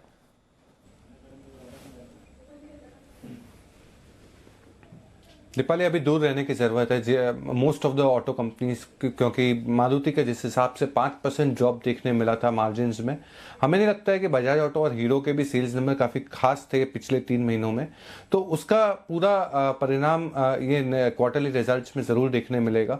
मेरे हिसाब से इन दोनों के नंबर्स थोड़े वीक रहेंगे और अभी बाइंग नहीं करनी चाहिए। अगर आपको ऑटो में कोई भी स्टॉक अगर पसंद चुनना है तो मुझे लगता है कि नतीजों के हिसाब से एस्कॉर्ट से एक बेहतर नतीजे पोस्ट कर चुकी है और ट्रैक्टर सेल्स में सबसे बड़ी कंपनी है। और सबसे बड़ी चीज़ कि भारत सरकार भी बजट में बहुत कुछ ऐसे ऐलान कर सकती है जो एक मार्केट में एक्सपेक्टेशन है कि जो ग्रामीण इलाकों के लिए हो, तो ट्रैक्टर सेल्स और भी इम्प्रूव हो सकता है। एस्कॉर्ट एक मात्र कंपनी होगी पूरे ऑटो स्पेस में जिसपे हम पॉजिटिव है। एस्कॉर्ट्स परफॉर्म करे भी। सुबह भी हमारे साथ जब मैनेजमेंट मौजूद थी तो वही कह रहे थे कि क्वार्टर 4 में इंडस्ट्री ग्रोथ अगर 4-5% के आसपास रहेगी तो हम 10% के आसपास ग्रो कर लेंगे। और जो मार्जिन्स पर दबाव दिखा है ट्रैक्टर कारोबार के, वो मार्जिन्स में भी रिकवरी क्वार्टर 4 में दिख सकती है। तो आउटलुक तो मैनेजमेंट का भी ठीक है और एकमात्र यही कंपनी जिसके रिजल्ट अब तक थोड़े ठीक आए हैं। लेकिन एनटीपीसी, इसके भी नतीजे कल आएंगे। नतीजे कैसे आ सकते हैं ये समझ लेते हैं संदीप सर, उसके बाद रिजल्ट से पहले की स्ट्रैटेजी राजेश जी से जानेंगे। बताइए संदीप, कैसे नंबर आ रहे हैं? 10% से कम ग्रोथ का आप अनुमान करके चलिए। इस पूरे रिजल्ट्स में जो आया है वो करीब 8% के आसपास बढ़ते हुए दिखेगी, क्योंकि इनके जो जनरेशन वॉल्यूम्स हैं वो करीब 3-3.5% के आसपास इस बार बढ़ते हुए दिखेंगे। रिलायंस में भी ज़्यादातर एनालिस्ट मान रहे हैं कि 5% के आसपास का सुधार देखने को मिल सकता है। इनके जो प्लांट अवेलेबिलिटी फैक्टर है PAF, उसमें भी सुधार देखने को मिलेगा, करीब 88% के आसपास का नंबर आ सकता है। तो उससे जो आय ग्रोथ अच्छी रहेगी और साथ ही साथ जो कारोबारी मुनाफा है उसमें भी करीब 12% के आसपास की बढ़त आएगी। लेकिन इसके बावजूद देखिए जो मार्जिन है वो ज़्यादा इंप्रूव नहीं होते हुए दिखेंगे। 25.4% है वो बढ़कर 26.3% ही होंगे, क्योंकि जो फ्यूल खर्च है उसमें करीब 5 से 6% के आसपास का इजाफा होगा। तो उससे जो मुनाफे में सुधार है वो काफ़ी सीमित रहेगा, उस पर कहीं ना कहीं लगाम लगती हुई दिखेगी। मुनाफे की जहाँ तक बात है तो वो 7.5% ही बढ़ेगा मार्जिन में इंप्रूवमेंट के बावजूद भी, क्योंकि जो टैक्स दर है इस बार उसमें थोड़ी सी बढ़ोतरी हो सकती है, जिस वजह से आप देखिए कारोबारी मुनाफे के मुकाबले जो मुनाफे की ग्रोथ है वो धीमी रहेगी और 7.5% के आसपास ही मुनाफा बढ़कर 2535 करोड़ रुपए के आसपास आ सकता है। ठीक है राजेश जी, आप बताइए NTPC पर क्या करना चाहिए? हालांकि एक ये ऐसा स्टॉक है कि रिजल्ट्स की वजह से 5-10% ऊपर नीचे होगा, इसकी पॉसिबिलिटी आमतौर पे कम ही होती है। तो कोई ट्रेड लेना है, मे बी ऑप्शंस के जरिए पर छोड़ दें? देखिए बहुत सीमित दायरे में स्टॉक ट्रेड कर रहा है और अगर इसमें कुछ भी पुल बैक भी आएगा तो 142 143 मैक्सिमम इसमें मुझे लगता है कि जहाँ तक ये जा सकता है। और हालांकि 138 के आसपास ट्रेड कर रहा है स्टॉक, तो मुझे लगता है कि अवॉइड ही करना चाहिए स्टॉक को। स्टॉक का स्ट्रक्चर काफ़ी वीक है और ऐसा इसमें मुझे नहीं लगता कि कोई बहुत बड़ी इसमें कोई पुल बैक एक्शन देखने को मिलेगी। अगर नतीजे अगर कमज़ोर आ गए तो मुझे लगता है 136 अगर ये टूट गया तो 132 तक भी स्लाइड हो सकता है। सो 136 और 142 एक इंपॉर्टेंट लेवल रहेंगे रिजल्ट के बाद। ठीक है, लेवल्स आपको बताए गए हैं दोनों ही तरफ के। NTPC पर स्टॉक अब 137 के आसपास कर रहा है कारोबार। लेकिन राकेश जी, आपका TCS ये भी कांस्टेंट चल रहा है और डॉक्टर रेड्डीज भले ही चाहे खबरें खराब आए लेकिन ये स्टॉक कमजोर हो नहीं रहा है, जो 2600 के आप लेवल की बात कर रहे थे। दोनों स्टॉक्स 1-1% की मजबूती दिखा रहे हैं। अभी फ्रेश व्यू क्या है TCS पर? देखिए दीपाली जी, जिन्होंने TCS को बाय करा है, मेरा ऐसा मानना है वो तो वहां पे होल्ड रखना चाहिए। और इनफैक्ट दीपाली जी, डॉक्टर रेड्डी भी एकदम परफेक्ट ट्रेड है और जिन्होंने ले रखा है वो होल्ड करें और नई खरीदारी के लिए डॉक्टर रेड्डी में थोड़ा रोकना चाहिए। 2673 के अराउंड स्पॉट में ट्रेड कर रहा है और अगर यहाँ पर 2680 के ऊपर की क्लोजिंग आती है तब दीपाली जी एक्सपायरी के नजरिए से यहाँ पर अनदर 40-45 रुपीज का मूव देखने को मिलेगा अगर 2680 के ऊपर स्टॉक निकल के सस्टेन करता है तो। लेकिन दोनों ही स्टॉक्स एक्शन में है और TCS आप देखिए पिछले कुछ मिनटों में चला है, मेरे ख्याल से 15-20 मिनट में, और अब 1% की स्ट्रेंथ के साथ दिन के हाई पॉइंट पर आ चुका है। IT और फार्मा यहीं पर थोड़ी बहुत बाइंग आज के सेशन में दिखी भी है। फार्मा में डॉक्टर रेड्डीज के अलावा ग्लेनमार्क फार्मा, सन फार्मा, सिप्ला, ये तमाम स्टॉक्स नीचे सुबह फ्लैट खुलने के बाद काफी अच्छे एक्शन में आए हैं और अभी तमाम स्टॉक्स दिन के ऊपरी स्तरों पर आकर कारोबार कर रहे हैं। ग्लेनमार्क फार्मा भी इनफैक्ट अच्छा मूव है। एक प्राज इंडस्ट्रीज पर रिवाइज्ड व्यू ले लेते हैं, क्योंकि सुबह रिजल्ट्स, कल जो रिजल्ट्स आए थे उसकी बदौलत सुबह 6% खुला तो जरूर था, लेकिन अब इसमें मजबूती हुई है एक्सटेंड और ये 13-13.5% के आसपास कर रहा है कारोबार। कुणाल जी, क्या करना है अब प्राज इंडस्ट्रीज में? देखिए दीपाली, जैसे हम चर्चा कर रहे थे आज सवेरे कि जिस तरह का मोमेंटम इस काउंटर में बनता हुआ दिख रहा है, एक पुल बैक जरूर आएगा और पुल बैक में 135 तक के लेवल्स मैंने सुझाए थे। 129 रुपए से 135 की बात मैं कर रहा था और मुझे लगता है कि आज का अगर आप डे हाई देखें तो 132 रुपए तक ये चला जा चुका है। तो मुझे लगता है कि पुल बैक बिल्कुल अपेक्षा के अनुसार हुआ है। 135 इसके लिए एक इमीडिएट हर्डल है। 135 पार होगा तो इस काउंटर में नई तेजी बनेगी, दोबारा से 145-150 की टेरिटरी को रीगेन करने का प्रयास से करेगा। तो अब जिनके पास पोजीशन है एक बार के लिए प्रॉफिट बुक करें। 135 पार होगा, नई खरीदारी करनी चाहिए। ठीक है, 135 पार होगा तो नई खरीदारी करनी है और अभी खरीदा हुआ है तो होल्ड कर सकते हैं। 135 तक जाने की पॉसिबिलिटी वहां तक ही दिन के दौरान गया भी था। एक बार राजेश जी, महानगर गैस पर आप राय दीजिए। ये एफ&ड फ्यूचर्स में 1.5% के आसपास बढ़ा हुआ है, ओपन इंटरेस्ट इसका 40% बढ़ा हुआ है और इसके रिजल्ट्स आज आने हैं जो कि अभी आए नहीं है। तो ये बताइए, रिजल्ट से पहले का जो ये प्राइस एक्शन और डेटा में एक्शन हो रहा है, ये क्या इंडिकेट कर रहा है? दीपाली जी, अगर इसका स्ट्रक्चर देखें तो स्ट्रक्चर के हिसाब से तो मुझे लगता है कि 922-925 की रेंज है जहां पे इसको हर्डल है और जब तक ये क्रॉस नहीं करेगा, एक नैरो रेंज में जिस तरीके से हमने देखा पिछले कुछ दिनों से एक नैरो रेंज में ही ट्रेड कर रहा है।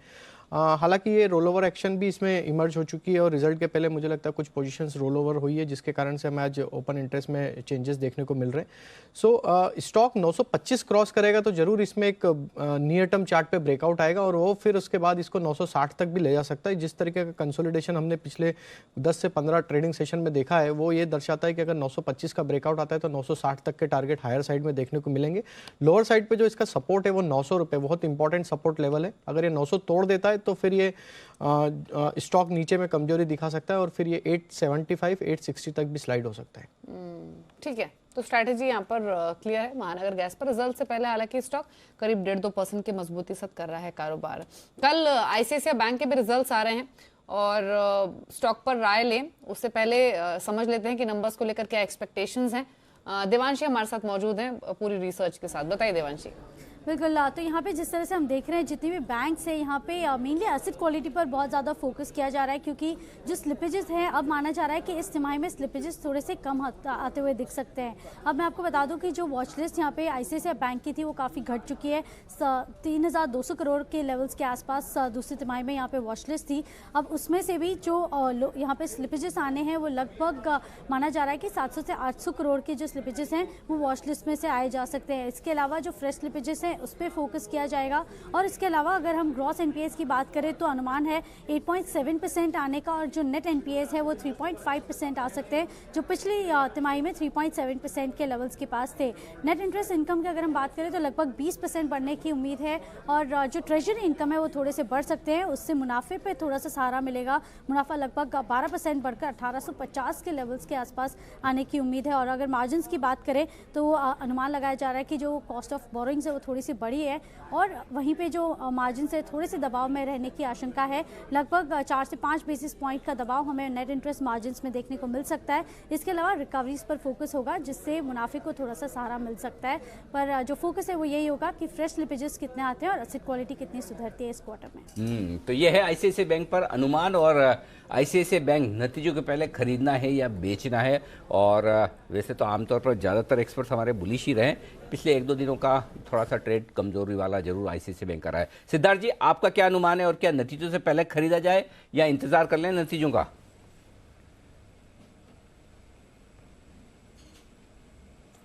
नमस्कार अनिल जी, मेरे हिसाब से नतीजों का इंतजार करना चाहिए क्योंकि हो सकता है कि निम्स में ज़्यादा कुछ प्रेशर आ सकता है और स्लिपेजेस हम जो मान रहे हैं उससे ज़्यादा बढ़ सकते हैं। तो मेरे हिसाब से अभी आपको नतीजों की वेट कर लेनी चाहिए। बैंकिंग क्षेत्र एंटायरली थोड़े प्रेशर में है, बट एक उम्मीद बैंकिंग क्षेत्र के लिए हो सकता है, वो है आरबीआई की मॉनेटरी पॉलिसी। अगर ब्याज के दर कटौती हो सकती है तो बैंकिंग क्षेत्र पूरा ही अच्छा परफॉर्म करेगा। इसमें से जो हमारा चुनिंदा शेयर होगा वो है एचडीएफसी बैंक।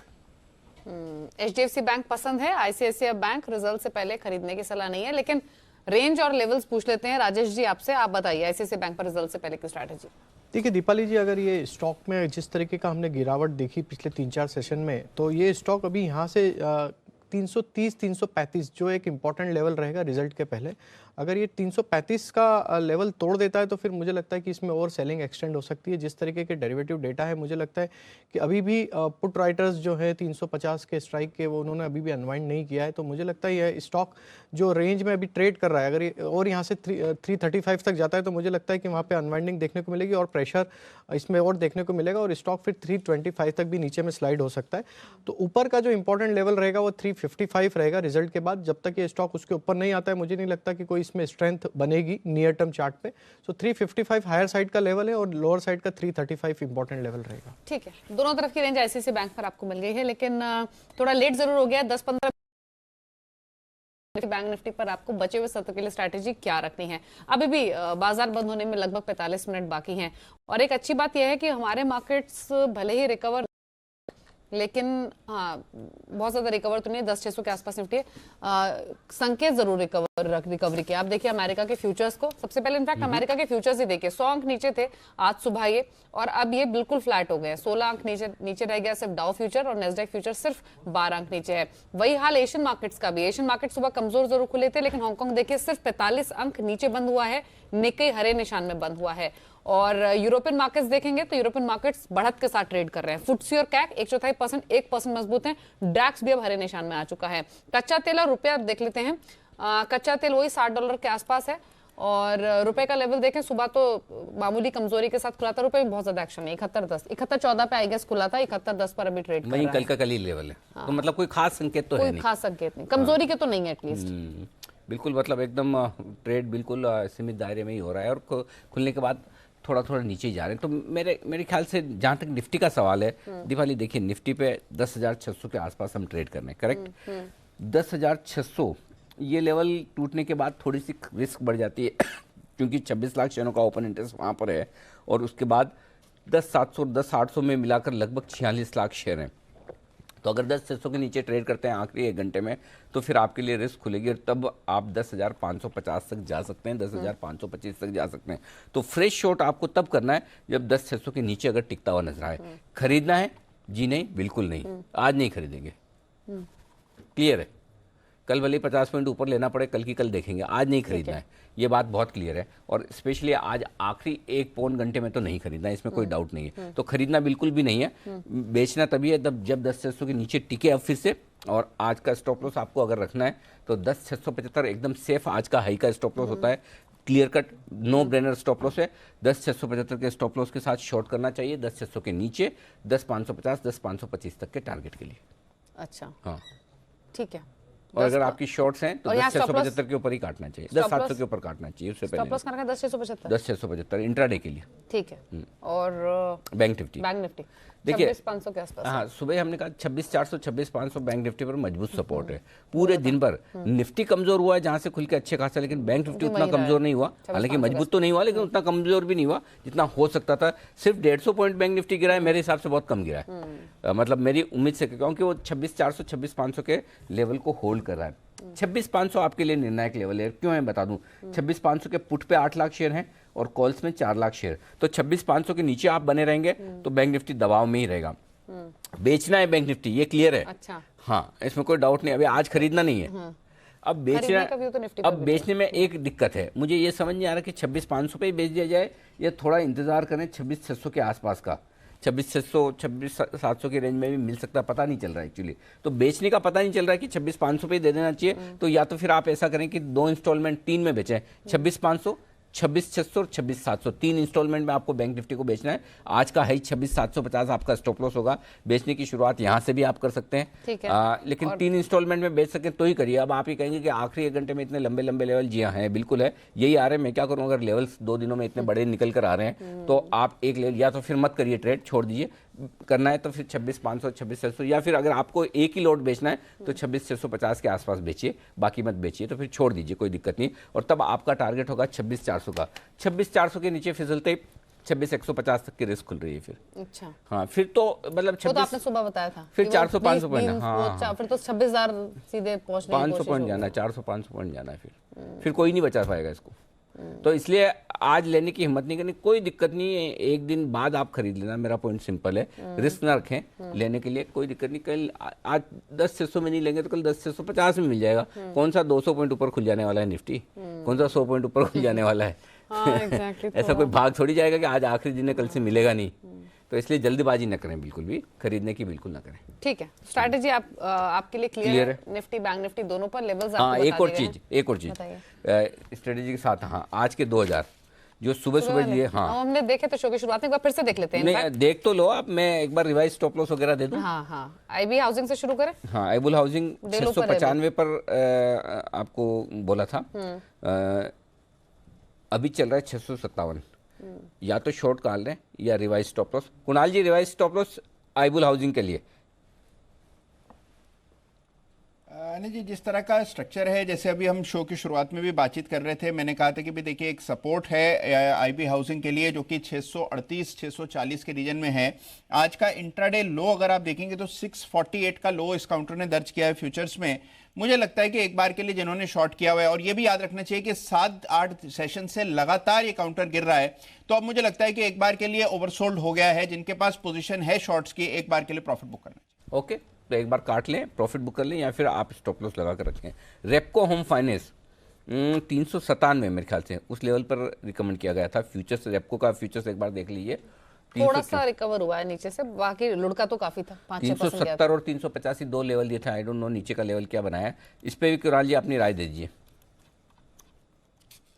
देखिए अनिल जी, इसमें जो पहला हमारा स्तर था 375 का, वो इसने दर्ज किया है। 373 रुपए का आज का इंट्राडे लो है फ्यूचर्स में, और वहां से कुछ रिकवरी आई है। स्ट्रक्चर अभी भी कमजोर है, और जब तक ये काउंटर 385 के ऊपर डिसाइसिवली क्लोज नहीं देता है, तब तक मुझे लगता है इसका स्ट्रक्चर कमजोर ही रहेगा, और हो सकता है कि यहाँ पर और नीचे के लेवल्स आए। तो यहाँ पर देखिए क्या करना है कि आज के क्लोज का इंतजार करें। अगर 385 के ऊपर क्लोज आता दिखे तो शॉर्ट की पोजीशंस को एग्जिट करें, अन्यथा शॉर्ट की पोजीशन को कैरी कर सकते हैं। मुझे लगता है कि यहाँ पर 365 का भाव देखने को मिल सकता है। डीएचएफएल देख लें, डीएचएफएल भी सुबह बताया गया था, बट हाँ, बिल्कुल। डीएचएफएल को और देखते हैं वो कहां पर ट्रेड कर रहा है। 176-77 के आसपास है, नीचे में 165 तक डीएचएफएल भी गया है नीचे की तरफ। तो हमारा 175 और 165 दो टारगेट थे, दो टारगेट तो हासिल हो चुके हैं। अब भी अगर किसी की शॉर्ट पोजीशन है तो कुणाल जी अब क्या करना है? मुझे लगता है देखिए अनिल जी, अब जाने देना चाहिए डीएचएफएल को। काफी गिरावट हो गई, 165 का जो आपका लो था वो भी इसमें हासिल हो गया है, और रिकवरी भी आई है। तो अगर देखिए अब इसमें दोबारा सेल का मौका तब बनेगा जब ये काउंटर 168 को दोबारा नीचे की ओर तोड़ेगा, तब इसमें दोबारा सेल करेंगे। इन स्तरों पर एक बार मुझे लगता है जिन्होंने शॉर्ट किया है मुनाफा लेना चाहिए और कई मौके तलाशने चाहिए। मुथूट फाइनेंस, इसको भी देख लेते हैं। ये भी सुबह आज के 2000 में आपको बताया गया था, और उस पर फिर कुणाल जी की राय भी ले लेंगे। 495 पर है। कुणाल जी बताइए रिवाइज स्ट्रैटेजी। देखिए इसमें एक पैटर्न बना था जिसकी बात हम लोग सवेरे कर रहे थे, और मैंने कहा था कि ये थोड़ा लेट मूवर है, यानी कि बाकी सभी एनबीएफसीज गिर गए हैं, ये देर से गिरने लगा है, तो इसमें जगह है। और मुझे लगता है कि 480 485 के लेवल्स इसमें अभी भी आ सकते हैं। तो मौजूदा स्तरों पर भी जिनके पास शॉर्ट पोजीशन है होल्ड करना चाहिए। स्टॉप लॉस 505 रुपए पर रखें। नीचे मुझे लगता है कि 480 के लेवल्स 485 के लेवल्स आते हुए दिखे। ठीक है, 480 485 तक लुढ़कने की संभावना है। मुथूट फाइनेंस में अभी भी पोजीशंस बिकवाली की आप कर सकते हैं होल्ड। तो ये है सुबह के आज के 2000 का पूरा एनालिसिस और रिवाइज स्ट्रैटेजीज। कल के 2000 भी कुछ ही देर में आपके लिए आ सकता है, अगर कोई स्टॉक ऐसा रहा जहां पर होगी आपकी 2000 की कमाई। लेकिन एनबीसीसी को देखते हैं। सुबह इनफैक्ट संजीव भसीन हमारे साथ शो में मौजूद थे, उन्होंने बजट पिक के तौर पर यह स्टॉक रेकमेंड किया था। आज अच्छा तेजी का मूड बना है, 4% ऊपर आ चुका है, 58 के आसपास कर रहा है कारोबार। राजेश जी एक बार डेटा चार्ट देकर बताइए क्या करना है अब। देखिए स्टॉक ने एक बेस फॉर्मेशन बनाया है 55 के आसपास, और स्टॉक आज जिस तरीके की रिकवरी दिखाई उसने नियर टर्म चार्ट पे एक ब्रेकआउट जरूर दिया लास्ट 3 दिन का कंसोलिडेशन का। सो मुझे लगता है थोड़ा सा और पुल बैक एक्सटेंड होना चाहिए, 62 63 तक ये मूव कर सकता है। तो अभी करंट लेवल पे अगर किसी ने नीचे लेवल पे बाय किया है तो उसे होल्ड करना चाहिए। 56.50 इसका स्टॉप लॉस रिवाइज ट्रेल कर लेना चाहिए, और 62 63 के आसपास आता है तो वहाँ पे प्रॉफिट बुक कर लेना चाहिए। ठीक है, 62 63 के नजदीक पहुंचे तो मुनाफा ले ले, ये सलाह है एनबीसीसी पर। लेकिन कल पावर ग्रिड के रिजल्ट्स आएंगे, और ये रिजल्ट्स कैसे आ सकते हैं संदीप ग्रोवर से समझ लेते हैं, उसके बाद करेंगे रिजल्ट से पहले की स्ट्रैटेजी पर फोकस। बताइए संदीप क्या एक्सपेक्टेशंस है? डबल डिजिट ग्रोथ रहेगी, चाहे आप इनकी आय की बात कीजिए चाहे मुनाफे की बात कीजिए। आय जो है वो करीब 12% के आसपास बढ़ेगी। देखिए ये जितने नए एसेट्स कैपिटलाइज करते हैं, यानी कि नए जितने एसेट्स जोड़ते हैं उसी के ऊपर इनकी जो ग्रोथ है वो डिपेंड करती है। हमारा ऐसा अनुमान है कि इस बार 9000 से 10,000 करोड़ रुपए के जो नए एसेट्स है कंपनी जोड़ती हुई दिखेगी। इसके अगर आप ये पावर ट्रांसमिशन को छोड़ दीजिए तो टेलीकॉम और कंसल्टेंसी और कारोबार है, और यहाँ पे भी 5 से 15% तक की ग्रोथ इस बार देखने को मिल सकती है। तो यही कारण है कि इनकी जो आय है उसमें करीब 12% के आसपास की बढ़त आएगी। कारोबारी मुनाफा भी करीब 11.5% के आसपास बढ़ता हुआ दिखेगा। मार्जिन्स में थोड़ा प्रेशर जरूर देखने को मिल सकता है, आधे फीसदी के आसपास का, लेकिन जो मुनाफे की ग्रोथ है वो आपको कारोबारी मुनाफे और आय ग्रोथ से ज्यादा नजर आएगी। करीब 15.5% के आसपास इनका जो मुनाफा है वो बढ़ता हुआ दिखेगा। जो कारोबारी मुनाफा कम ग्रो कर रहा है उसमें देखिए जो मार्जिन्स डेप्रिशिएट हो रहे हैं उसमें डेप्रिसिएशन और ब्याज खर्च बढ़ रहा है, जिससे थोड़ा इंपैक्ट देखने को मिलेगा। लेकिन टैक्स दर में इस बार कमी देखने को मिलेगी, जिस वजह से कारोबारी मुनाफे से ज्यादा मुनाफा बढ़ेगा और 15.5% के आसपास की ग्रोथ आ सकती है। तो नेट नेट देखा जाए कंसिस्टेंटली कंपनी परफॉर्म करती है, और इस बार हो सकता है कि आय से ज्यादा मुनाफे की ग्रोथ देखने को मिलेगी। तो पावर ग्रिड रिजल्ट्स मुनाफे के हिसाब से अच्छे आ सकते हैं, स्टॉक 1.25% नीचे है। राकेश जी आपकी राय रिजल्ट से पहले क्या करें पावर ग्रिड में? देखिए दीपाली जी, एक तो ये मोमेंटम काउंटर बिल्कुल नहीं है, और दूसरा एक नेगेटिव बायस के साथ ही ये और एनटीपीसी दोनों नेगेटिव बायस के साथ ही ट्रेड कर रहे हैं। टेक्निकली दीपाली जी यहाँ पर नीचे में 183 के अराउंड एक सपोर्ट है, ये लेवल टूटे तब यहाँ पर मंदी करनी चाहिए, एल्स अवॉइड करना चाहिए। 183 के नीचे निकले तो बिकवाली की राय रहेगी। ये तो रिजल्ट के दिन भी कहीं कोई मुंह दिखाने वाले स्टॉक्स में है नहीं। वही मैं अभी सुस्ती में एनटीपीसी रहता की है। भी बात कर रही थी, मैंने कहा ऐसे स्टॉक्स तो है नहीं जो रिजल्ट्स की वजह से 5-6% ऊपर नीचे हो जाएं। एब्सोल्युटली, बिल्कुल सुस्त स्टॉक्स हैं और कहीं कोई एक्शन इनमें होता नहीं है। अदानी ग्रुप के शेयर में थोड़ा एक्शन होता हुआ दिख रहा है, स्टॉक मजबूती के साथ ऊपर भी आ रहा है। अदानी पोर्ट एक और स्टॉक है जिस पर अच्छी तेजी बनती हुई दिख रही है, 5% का उछाल है, दिन के हाई पॉइंट के आसपास ट्रेड कर रहा है, ओपन इंटरेस्ट में 3% से बढ़ा है। ट्रेड है यहाँ पर अदानी पोर्ट में। राजेश जी कोई अनिल जी देखें तो इसमें जिस तरीके की गिरावट हमने लास्ट सेशन में देखी और स्टॉक आज रिकवरी दिखा रहा है, अराउंड स्टॉक ने एक थोड़ा सा बेस फॉर्मेशन किया 330 के आसपास। सो मुझे लगता है थोड़ा और एक्सटेंड हो सकता है पुल बैक, जो कि इसको 352 355 तक ले जा सकता है। सो अभी करंट लेवल पे किसी का नीचे साइड का अगर बाइंग है तो उसे होल्ड करना चाहिए और 339 का स्टॉप लॉस रख लेना चाहिए और 352 355 के आसपास मुझे लगता है कि निकल जाना चाहिए। अच्छा सिद्धार्थ, यस बैंक पर व्यू चेंज हुआ है क्या आपका? हालांकि आपने काफी समय से आगाह किया था कि स्टॉक लेना नहीं है, अब तो एमडीसीओ के नाम को लेकर जो कंफ्यूजन था वो भी दूर हो गया है। आप क्या सलाह दे रहे हैं आप यस बैंक पर अपने क्लाइंट्स को?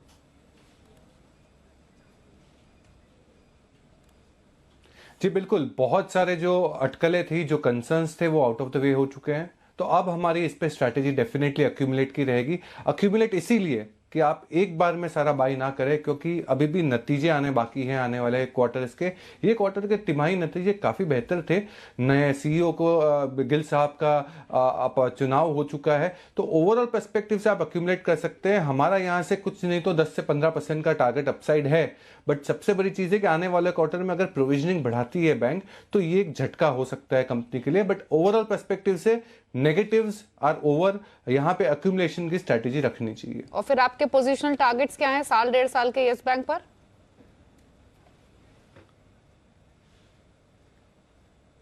जैसे मैंने आपको कहा कि यहाँ से हमारा 10 से 15% का अपसाइड एक्सपेक्ट कर रहा है। ठीक है, एक्यूमुलेट की स्ट्रैटेजी है यस बैंक पर और 200 के आसपास से कर रहा है कारोबार। अभी तो 5% तक भी लुढ़का हुआ था, थोड़ा सा रिकवर जरूर हुआ है निचले स्तरों से, लेकिन सरकारी बैंक तमाम स्टॉक्स दिन के ऊपरी स्तरों पर आ चुके हैं।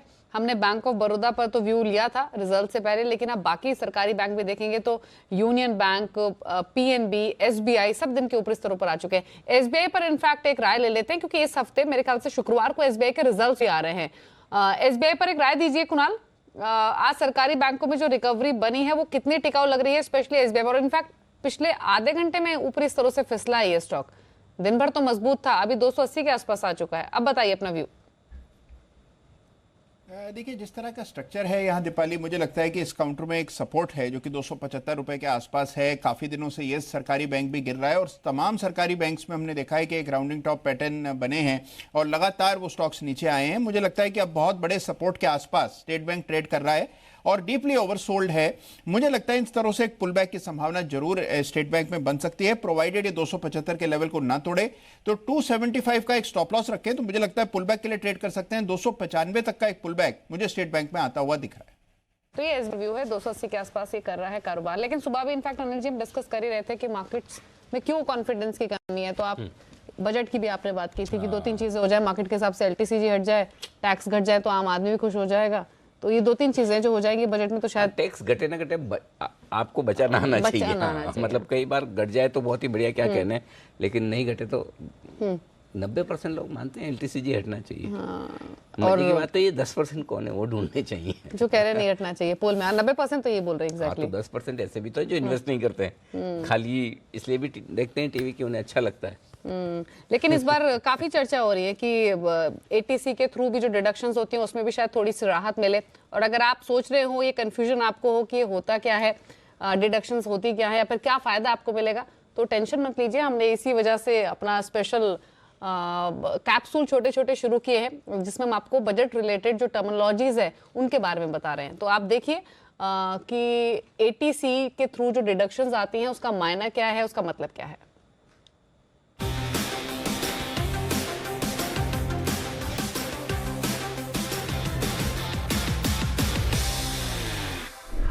खुद का घर हो ये तो आप सबका सपना है, चाहे आप खरीदें या बनाएं। सरकार भी चाहती है आप ऐसा करें और इसके लिए आपको मिलती है ढेर सारी टैक्स छूट और हर बजट में कुछ न कुछ इसमें बदलाव भी होते हैं। मसलन सेक्शन 80 आपने अगर कोई लिया है और 1.5 लाख रुपए तक आप साल भर में प्रिंसिपल अमाउंट का फिर से पेमेंट कर रहे हैं, रीपेमेंट कर रहे हैं, तो उस पर छूट मिलेगी। ना 24B में आपको छूट मिलती है जो कुछ भी ब्याज आप होम लोन पर भरते हैं, लेकिन इसमें छूट की सीमा 2 लाख रुपए तक की है, यानी कि आप इंटरेस्ट पेमेंट जो कर रहे हैं उस पर छूट मिलेगी।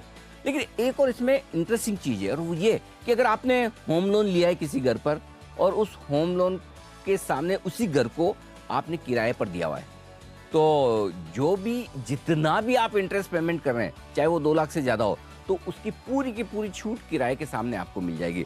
तो आप चाहें तो घर खरीदें, किराए पे दें और जो कुछ भी आप इंटरेस्ट पेमेंट कर रहे हैं होम लोन पर उसमें छूट भी ले सकते हैं। तो घर खरीदने वालों के लिए बहुत कुछ इनकम टैक्स में छूट के प्रावधान है और उम्मीद करें कि सरकार इनकी लिमिट्स अब धीरे धीरे बढ़ाएगी, क्योंकि घर भी तो महंगे हो रहे हैं ना भाई। चलिए इस बीच 2 BTSTT ट्रेड्स आपके लिए आ रहे हैं, राकेश जी का भी और राजेश जी का भी। तो शुरुआत कर लेते हैं राकेश जी के BTSTT के साथ बिगुल बजाकर।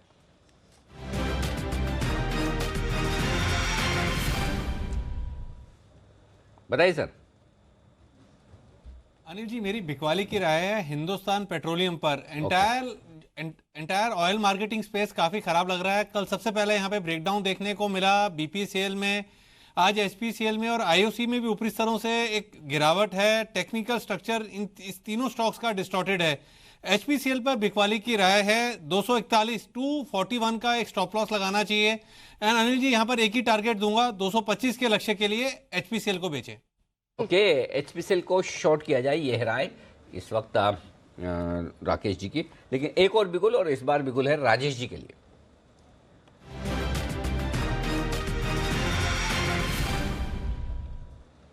बताएं सर। अनिल जी, बाइंग की राय है और वो है स्टॉक पीवीआर में देखें तो हम पिछले 3 दिन का कंसोलिडेशन का आज ब्रेकआउट देखने को मिला। स्टॉक में रोल ओवर एक्शन भी अच्छी देखने को मिल रही है और आज के सेशन में ओपन इंटरेस्ट एडिशन भी दिख रहा है। मुझे लगता है यहाँ से 1608 रुपये के आसपास ट्रेड कर रहा है फ्यूचर में, तो इसको बाय करना चाहिए। 1630 और 1635 ये 2 टारगेट मुझे लगते हैं पीवीआर में देखने को मिल सकते हैं। सो 1596 के स्टॉप लॉस से बाय करना चाहिए। 1630 और 1635 के टारगेट के लिए पीवीआर। ठीक है, 1630 1635 के टारगेट्स के लिए पीवीआर पर खरीदारी की सलाह है। रिजल्ट्स इसके अच्छे आए थे, रिजल्ट्स वाले दिन ये चला नहीं था, आज एक्शन हो रहा है स्टॉक में और एक सडन मूव इसमें अभी भी इनफैक्ट आया भी है। 1630 1635 के टारगेट्स हैं। लेकिन अभी राकेश जी बता रहे थे कि HPCL BPCL IOC तीनों स्टॉक्स कमजोर लग रहे हैं। IOC के कल रिजल्ट्स आ रहे हैं, एक बार संदीप ग्रोवर से पूछ लेते हैं नंबर्स कैसे आ सकते हैं और उसके बाद स्टॉक पर भी लेंगे राय। बताइए संदीप, क्या एक्सपेक्टेशंस IOC को लेकर?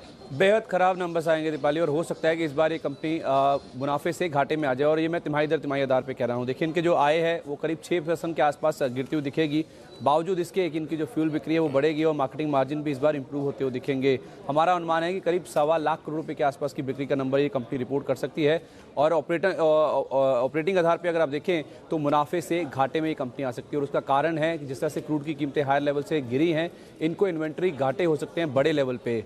अगर आप Q2 की बात करें जो पिछला क्वार्टर था, वहाँ पे इनको करीब 3016 करोड़ रुपए के आसपास का एक मुनाफा हुआ था, इन्वेंट्री मुनाफा हुआ था। इस बार हो सकता है कि 8600 करोड़ रुपए का घाटा हो। ये दरअसल इसलिए क्योंकि क्रूड की कीमतें जिस तरह से गिरी हैं, ये करीब 40 से 45 दिन की बड़ी इन्वेंट्री होल्ड करते हैं क्रूड की, तो उसको क्वार्टर के एंड पे मार्क टू मार्केट करना होता है। और जिस तरह से इन्वेंट्री घाटे होंगे, हो सकता है इनकी जो GRMs हैं वो भी नेगेटिव साइड पे चले जाएं अगर आप इन्वेंट्री लॉसेस को मिलाएं साथ में। हमारा अनुमान है जो कि $6.8 का GRM था वो घटकर $2 से $3 नेगेटिव साइड पे देखने को मिल सकता है। यही कारण है कि इनका जो मुनाफा है उसमें भी इस बार इम्पैक्ट आएगा और घाटा आ सकता है 3247 करोड़ रुपए के मुनाफे के सामने इस बार 2868 करोड़ रुपए के आसपास का घाटा ये कंपनियां रिपोर्ट कर सकती हैं। पूरा जो इम्पैक्ट है वो तेल की कीमतें जो गिरी हैं उससे जो इन्वेंट्री घाटा आया है उसी की वजह से देखने को मिलेगा। GRMs भी नेगेटिव होंगे और ना केवल नेट लेवल पे बल्कि ऑपरेटिंग आधार पर भी कंपनी मुनाफे से घाटे में आ सकती है तिमाही दर तिमाही आधार पर।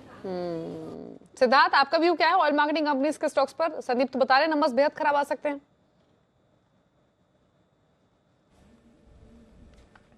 जी बिल्कुल, मेरा व्यू सेम ही है ऑयल मार्केटिंग कंपनीज के लिए। जब तक इलेक्शंस नहीं होते हैं OMC कंपनीज को खरीदना ही नहीं चाहिए, क्योंकि बहुत सारे प्राइजेस में अप डाउन रहेंगे। क्रूड भी खुद वोलेटाइल है, $80 देख के 50 और अब $60 पे है। तो ओवरऑल पर्सपेक्टिव से OMC पे हम बिल्कुल पॉजिटिव नहीं है। ऑयल एंड गैस स्पेस में हम जहां पे मानते हैं पेट्रोनेट LNG और इंद्रप्रस्थ गैस, ये दोनों ही कंपनियां बहुत अच्छा हो सकती है निवेश के लिए।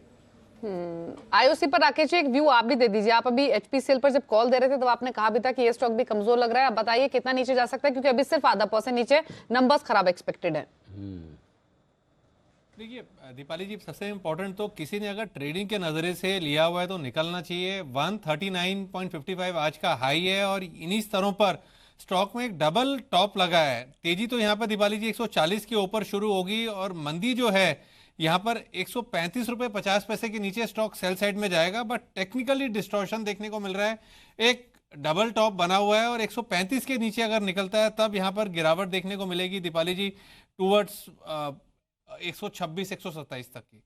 126-127 तक की भी जाने की प्रोबेबिलिटी है और 137 पर कर रहा है कारोबार। एक बार एचसीएल टेक को दोबारा देख लीजिए, रिजल्ट्स अभी आए नहीं है लेकिन शानदार रिकवरी स्टॉक में आई है और अब दिन के हाई पॉइंट पर आ चुका है। 980 का आप राजेश जी लेवल बता रहे थे। जी हाँ, 980 के ऊपर ये क्रॉस होगा तो 1000 से 1020 तक के टारगेट होंगे। हमने स्ट्रेटेजी भी 980 का कॉल ऑप्शन बाय करके 1020 का कॉल ऑप्शन बेचना, तो वो स्ट्रेटेजी अभी भी रखें। बिल्कुल। और स्टॉप लॉस कहाँ रखना है? स्टॉप लॉस अब यहाँ से ट्रेल कर लेना चाहिए और मुझे लगता है कि अब स्टॉक का स्टॉप लॉस अगर मैं फ्यूचर में बात करूँ तो 975 का स्टॉप लॉस रख लेना चाहिए और इसको होल्ड रखना चाहिए स्टॉक। ठीक है, अच्छी रिकवरी बनी है रिजल्ट से पहले एचसीएल टेक में और स्ट्रैटेजी भी आपको ये बताई गई थी कि 980 के ऊपर निकलेगा तो मजबूत हो जाएगा स्टॉक। बैन से बेनिफिट, अब इसकी ओर रुक कर लेते हैं। रजत हमारे साथ मौजूद भी हैं और जान लेते हैं किन स्टॉक्स की ओर ये एंट्री या फिर कोई बाहर भी निकलेगा। तो सीधे बैन से बेनिफिट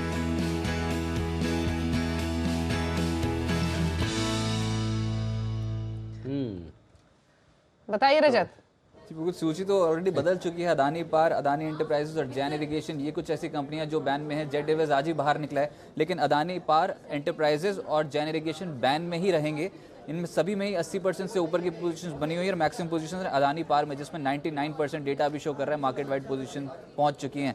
लेकिन जो नई एंट्री हो सकती है, कल भी इस दौड़ में बैंक ऑफ इंडिया और डीएचएफएल का नाम था और आज भी वही दो ऐसे स्टॉक्स नजर आ रहे हैं जो बैन में आ सकते हैं। बैंक ऑफ इंडिया निश्चित रूप से अच्छी रिकवरी शो कर रहा है, लेकिन 135% ये आंकड़ा है इस समय जो मार्केट वाइड पोजीशंस खड़ी हैं इसमें।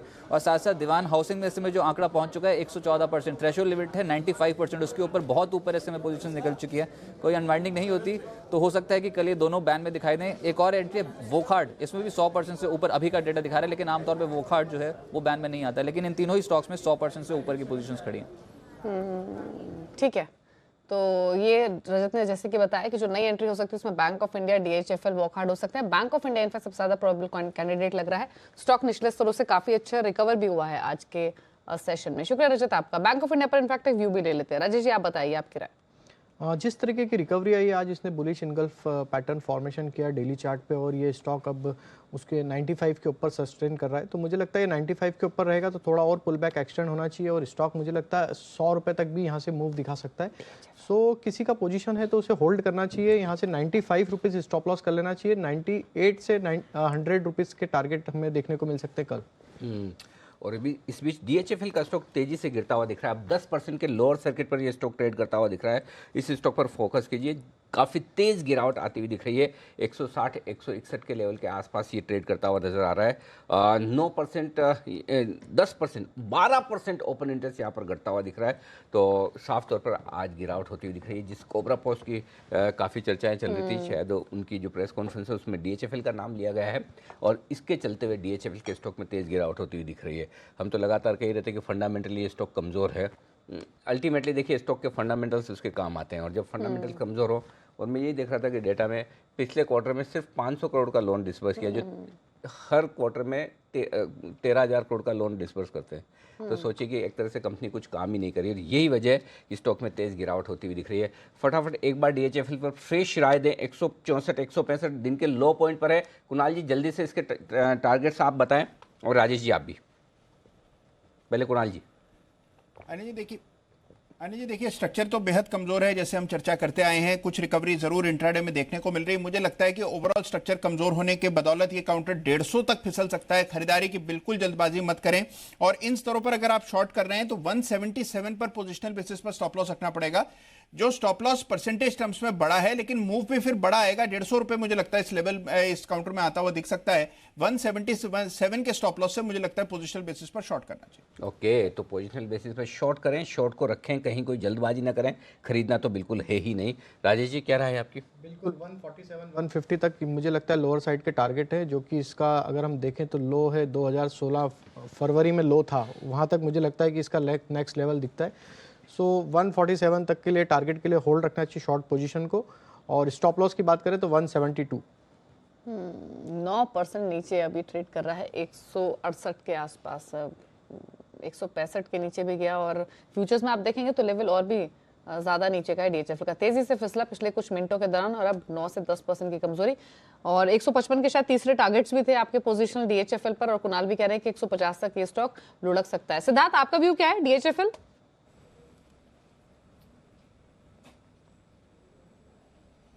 बिल्कुल अवॉइड करना चाहिए। जो अनिल जी बोल रहे हैं वो एकदम सटीक है, एकदम अवॉइड करना चाहिए।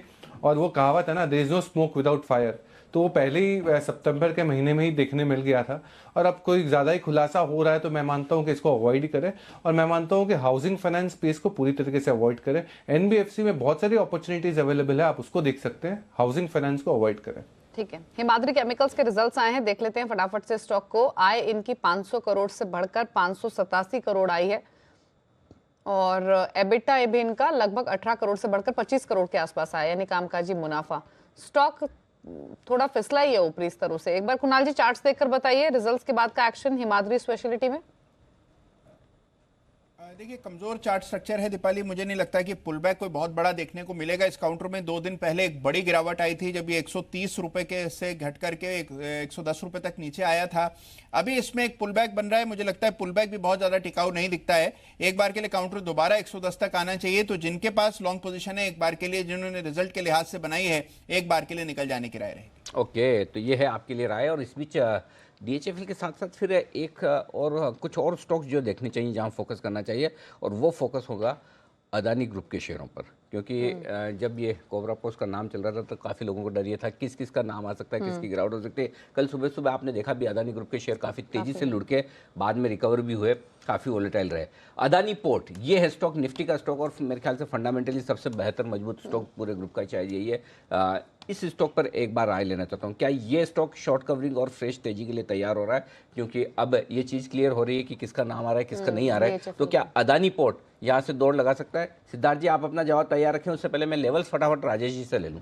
राजेश जी बताइए। अनिल जी, 355 इसका इंपॉर्टेंट लेवल रहेगा। ये जो पुल बैक जो हम देख रहे हैं स्टॉक में, अगर 355 क्रॉस कर लेता है तो फिर थोड़ा सा कंफर्ट जोन आ जाएगा स्टॉक के लिए, और फिर मुझे लगता है कि फ्रेश बाइंग भी इसमें आ सकती है। तो अभी ये जो पुल बैक एक्सटेंड हो रहा है, मुझे लगता है 355 तक आ सकता है स्टॉक। तो अभी करंट लेवल पे अगर किसी को बाय करना है तो 339 का स्टॉप लॉस रखे, 355 पहला टारगेट होगा। अगर उसके ऊपर आता है तो फिर स्टॉक वापस 370 380 जो इसका पुराना सपोर्ट जोन था, वहां तक वापस ये अप मूव दिखा सकता है। सिद्धार्थ जी क्या कहेंगे आप? अब चूंकि बादल छटते हुए नजर आ रहे हैं अदानी ग्रुप के शेयरों से, तो क्या यहाँ पर एक शॉर्ट कवरिंग फ्रेश खरीदारी हो सकती है? क्या अदानी पोर्ट यहाँ से तेजी दिखा सकता है फिर? बहुत अच्छी पॉसिबिलिटी है अनिल जी, क्योंकि आपने सही कहा कि अदानी समूह में सबसे अच्छी अगर फंडामेंटली कंपनी होगी तो वो अदानी पोर्ट चाहिए।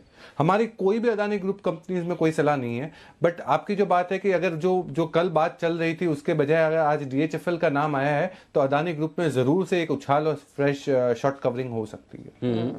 कुणाल जी जरा देखिए फटाफट से स्टॉक्स को, अदानी पोर्ट। जी देखिए, जिस तरह का स्ट्रक्चर अडानी पोर्ट का है, इसमें पुल बैक आ रहा है, और पुल बैक देखिए अभी 6-6.25% की तेजी ऑलरेडी बन गई है। बड़ी रेजिस्टेंस चार्ट पर काफी दूर है, यानी कि 355 से पहले कोई रेजिस्टेंस नहीं है। तो मुझे लगता है कि एक बार 355 तक का भी ये पुल बैक एक्सटेंड हो सकता है। स्टॉप लॉस को लेकर के यहाँ पर बहुत सावधान होना चाहिए। मुझे लगता है कि 340 पर स्टॉप लॉस रख करके बाय करें। 355 पुल बैक में मुझे लगता है इस काउंटर में आता हुआ दिख सकता है। ठीक है, तो 355 तक भी स्टॉक जा सकता है। 7% ऊपर अदानी पोर्ट्स का स्टॉक ऑलरेडी आ चुका है। लेकिन कल के रिजल्ट्स में कैस्ट्रॉल, एफ&ओ की कई कंपनियां जिनके नतीजे आएंगे, कैस्ट्रॉल उसमें से एक है। नंबर्स कैसे आ रहे हैं संदीप से जान लेते हैं, उसके बाद व्यू भी ले लेंगे स्टॉक पर। संदीप बताइए क्या एक्सपेक्टेशंस है कैस्ट्रॉल को लेकर? देखिए, नंबर्स मजबूत रह सकते हैं, और अगर आप तिमाही दर तिमाही देखिए, इस कंपनी के लिए चौथा क्वार्टर होता है जो वॉल्यूम ग्रोथ है वो करीब 10% के आसपास की देखने को मिलेगी और रिलेशंस में भी करीब 4 से 5% के आसपास की बढ़त आएगी। ये दरअसल इसलिए है क्योंकि हाल में इन्होंने कीमतों में बढ़ोतरी करी थी, इस वजह से ओवरऑल रिलेशंस अच्छे रहेंगे और वॉल्यूम भी बढ़ रहे हैं, तो इससे आय ग्रोथ करीब 12% के आसपास की रहेगी। जैसे मैंने कहा इनके रिलेशंस बढ़ रहे हैं तो इनका जो कारोबारी मुनाफा है उसमें करीब 19% के आसपास की आपको बढ़त नजर आएगी और मार्जिन भी, चूंकि रिलेशन इंप्रूव हो रहे हैं, इन्होंने प्राइस हाइक्स लिए हैं तो 1.5% के आसपास की इनके जो मार्जिन है उसमें इंप्रूवमेंट आ सकता है। हमारा अनुमान है कि 26% के पार के जो मार्जिन है ये कंपनी रिपोर्ट कर सकती है और मुनाफा अगर आप देखें कारोबारी मुनाफे से भी बेहतर ग्रो करेगा, करीब 22% के आसपास की ग्रोथ यहाँ देखने को मिलेगी। बेस ऑयल एक की रॉ मटेरियल होता है इनका दीपाली, और उसकी कीमतें गिरी हैं तो उसका इंपैक्ट अगर आप देखें लागत में साफ तौर पे दिखेगा। मार्जिन इंप्रूव होंगे, वॉल्यूम ग्रोथ अच्छी रहेगी और प्राइजेस इन्होंने बढ़ाए हैं तो जो मुनाफा है वो करीब 22% के आसपास बढ़ेगा। 183 करोड़ रुपए के आसपास के नंबर रह सकते हैं और ये सारे नंबर जो है तिमाही दर तिमाही आधार पर मैं आपको बता रहा हूँ। और एक बार अदानी पोर्ट्स को दोबारा देख लीजिए, आपने सही समय पर इनफैक्ट स्टॉक का डिस्कशन किया, 3% वहां से बढ़ गया जहां से डिस्कशन शुरू हुआ था। 355 के टारगेट्स की बात कुणाल जी कर रहे थे, 352-53 तो आ गया ऑलरेडी। 355 आप लोग बोल रहे थे, आपके टारगेट आ गए सर? मेरा तो बहुत मन था कि कल के 2000 में दे दूं, लेकिन फिर ठीक है, चलिए जाने दीजिए। खबरों पर फोकस करते हैं, बहुत सारी खबरें हैं, बहुत सारा एक्शन है, लेकिन इस बीच DHFL किसी भी लेवल से ऊपर आ नहीं पा रहा है। अभी इंटरेस्टिंग चीज़ ये होगी कि कल DHFL पर फंड्स की रिपोर्ट क्या आती है, ब्रोकरेज रिपोर्ट्स क्या आती है, क्या नहीं, वो देखना इंटरेस्टिंग होगा। हालांकि ये ज़रूर है कि जिस तरह से ऊपर से गिरा है, थोड़ा सपोर्ट तो यहाँ ले रहा है 165 रुपये के आसपास, लेकिन इंटरेस्टिंग कल का एक्शन देखना यहाँ पर काफ़ी मज़ेदार होगा। और एक और इंटरेस्टिंग बात देखिए, DHFL दोनों दिखाइए, कैश और फ्यूचर दिखाइए, आपको कुछ इंटरेस्टिंग दिखा। जी हाँ, क्योंकि देखिए कैश में ऊपर है, फ्यूचर्स में नीचे है। फ्यूचर्स में अब 162 रुपये के आसपास ट्रेड करता हुआ दिख रहा है, वहीं कैश में आप देखेंगे 166 के आसपास का है। तो इसका मतलब साफ है कि कैश में बेचना थोड़ा सा डिलीवरी मुश्किल होता है। राजेश जी, शॉर्टिंग हो रही है, शॉर्टिंग तो क्या कहेंगे आप? ओपन इंटरेस्ट घटा है, 10% घटा है, इसका मतलब क्लियर कट है कि लोग अब छोड़ रहे हैं पोजीशन, और क्या है? बैन में भी आ सकता है। रजत ने अभी जिक्र भी किया था 115% का ओपन वाइड पोजीशन है इसका, तो प्रोबेबिलिटी कि अगर पोजीशन अगर आज नहीं कट पाएगी तो बैन में भी आ जाएगा, तो जिसको निकलना है तो उसको आज पोजीशन तो अनवाइंड करनी ही होगी, इसीलिए फ्यूचर में ज़्यादा दबाव देखने को मिल रहा है। फ्यूचर्स में 162 161 आ गया है और कैश में 165 के आसपास कर रहा है कारोबार, और अदानी पोर्ट्स की मजबूती और एक्सटेंड हो रही है, 153 154 के आसपास ये कारोबार कर रहा है। कुणाल जी, 355 जो आपने लेवल बताया, वहां मुनाफा लेना है, होल्ड करना है अदानी पोर्ट्स? देखिए, मुझे लगता है मुनाफा लेना चाहिए दीपाली। उसकी वजह क्या है कि ये जो तेजी आप देख रहे हैं ये लार्जली शॉर्ट कवरिंग की बदौलत है। तो मुझे लगता है जब तक ये 360-65 के लेवल्स को डिसाइसिवली नहीं पार करेगा, टर्न अराउंड ट्रेंड का तो होगा नहीं, तो इस पुल बैक में मुझे लगता है कि 355 के आसपास प्रॉफिट लेना चाहिए। ठीक है। अच्छा, अभी संदीप कैस्ट्रॉल के रिजल्ट्स बता रहे थे, एक बार राकेश जी कैस्ट्रॉल के लेवल्स बता दीजिए, ऊपर नीचे के रिजल्ट से पहले के कौन से इंपॉर्टेंट होंगे, कल नतीजे आएंगे। देखिए दीपाली जी, यहाँ पर एक मेजर हर्डल है 164 एक मेजर रेजिस्टेंस है, इसके ऊपर निकले तो ही तेजी करनी चाहिए, else for the time being avoid करना चाहिए, और नीचे में भी इमीडिएट सपोर्ट 158 का है। ठीक है, 158 का इंपॉर्टेंट सपोर्ट है, 161-50 के आसपास कर रहा है कारोबार। लेकिन जुबिलेंट फूड्स रिजल्ट्स कल जुबिलेंट फूड्स के भी आएंगे और नतीजे कैसे रहेंगे रजत से समझ लेते हैं। बताइए रजत, जुबिलेंट फूड्स को लेकर क्या अनुमान है? जी बिल्कुल, अच्छे नतीजों का अनुमान है। 21% मुनाफा बढ़ सकता है। हम एक्सपेक्ट कर रहे हैं कि 66 करोड़ से बढ़कर 80 करोड़ के फिगर जुबिलेंट फूड वर्क्स जो है वो रिपोर्ट करेगा मुनाफे के तौर पे, और आय जो है उसमें 12.5% की ग्रोथ देखने को मिल सकती है। 995 करोड़ से आंकड़ा बढ़कर पहुंच जाएगा 894 करोड़। कामकाजी मुनाफा भी 11% बढ़ेगा, 137 करोड़ से बढ़कर 152 करोड़ के फिगर एक्सपेक्टेड है। लेकिन सेम स्टोर सेल्स ग्रोथ जो होगी वो एक कंपनी 10% की रिपोर्ट कर सकती है सालाना आधार पर। पिछले तिमाही में देखें FY18 में Q3 में तो 17.8% की SSG यानी कि सेम स्टोर सेल्स ग्रोथ थी। उस डबल डिजिट ग्रोथ पे भी 10% की ग्रोथ हम एक्सपेक्ट कर रहे हैं कि इस बार इस तिमाही में बीती तिमाही में जो है जुबिलेंट फूड वर्क्स रिपोर्ट कर सकता है। त्योहारी सीजन में मांग बेहतर रही, प्रोडक्ट की कीमतों में हल्की बढ़ोतरी देखने को मिली, उसके कारण मार्जिन स्टेबल रहेंगे। लगभग 17% के आसपास के मार्जिन रिपोर्ट कर सकता है। इंपॉर्टेंट ये है कि 20 नए डोमिनोज स्टोर खोले हैं, ऐसी भी अनाउंसमेंट हो सकती है। और डंकिन डोनट्स का जो प्रदर्शन होगा, साफ तौर पर मैनेजमेंट आगे का आउटलुक क्या बताती है इन स्टोर्स को लेकर, उस पर कहीं ना कहीं फोकस होगा। लेकिन मुनाफे के तौर पर 80 करोड़ के फिगर एक्सपेक्ट कर रहे हैं और रेवेन्यू के तौर पर 894 करोड़ के फिगर। ठीक है, तो जुबिलेंट फूड, सिद्धार्थ आपकी राय क्या है रिजल्ट्स को लेकर? रिजल्ट से पहले क्या करना है?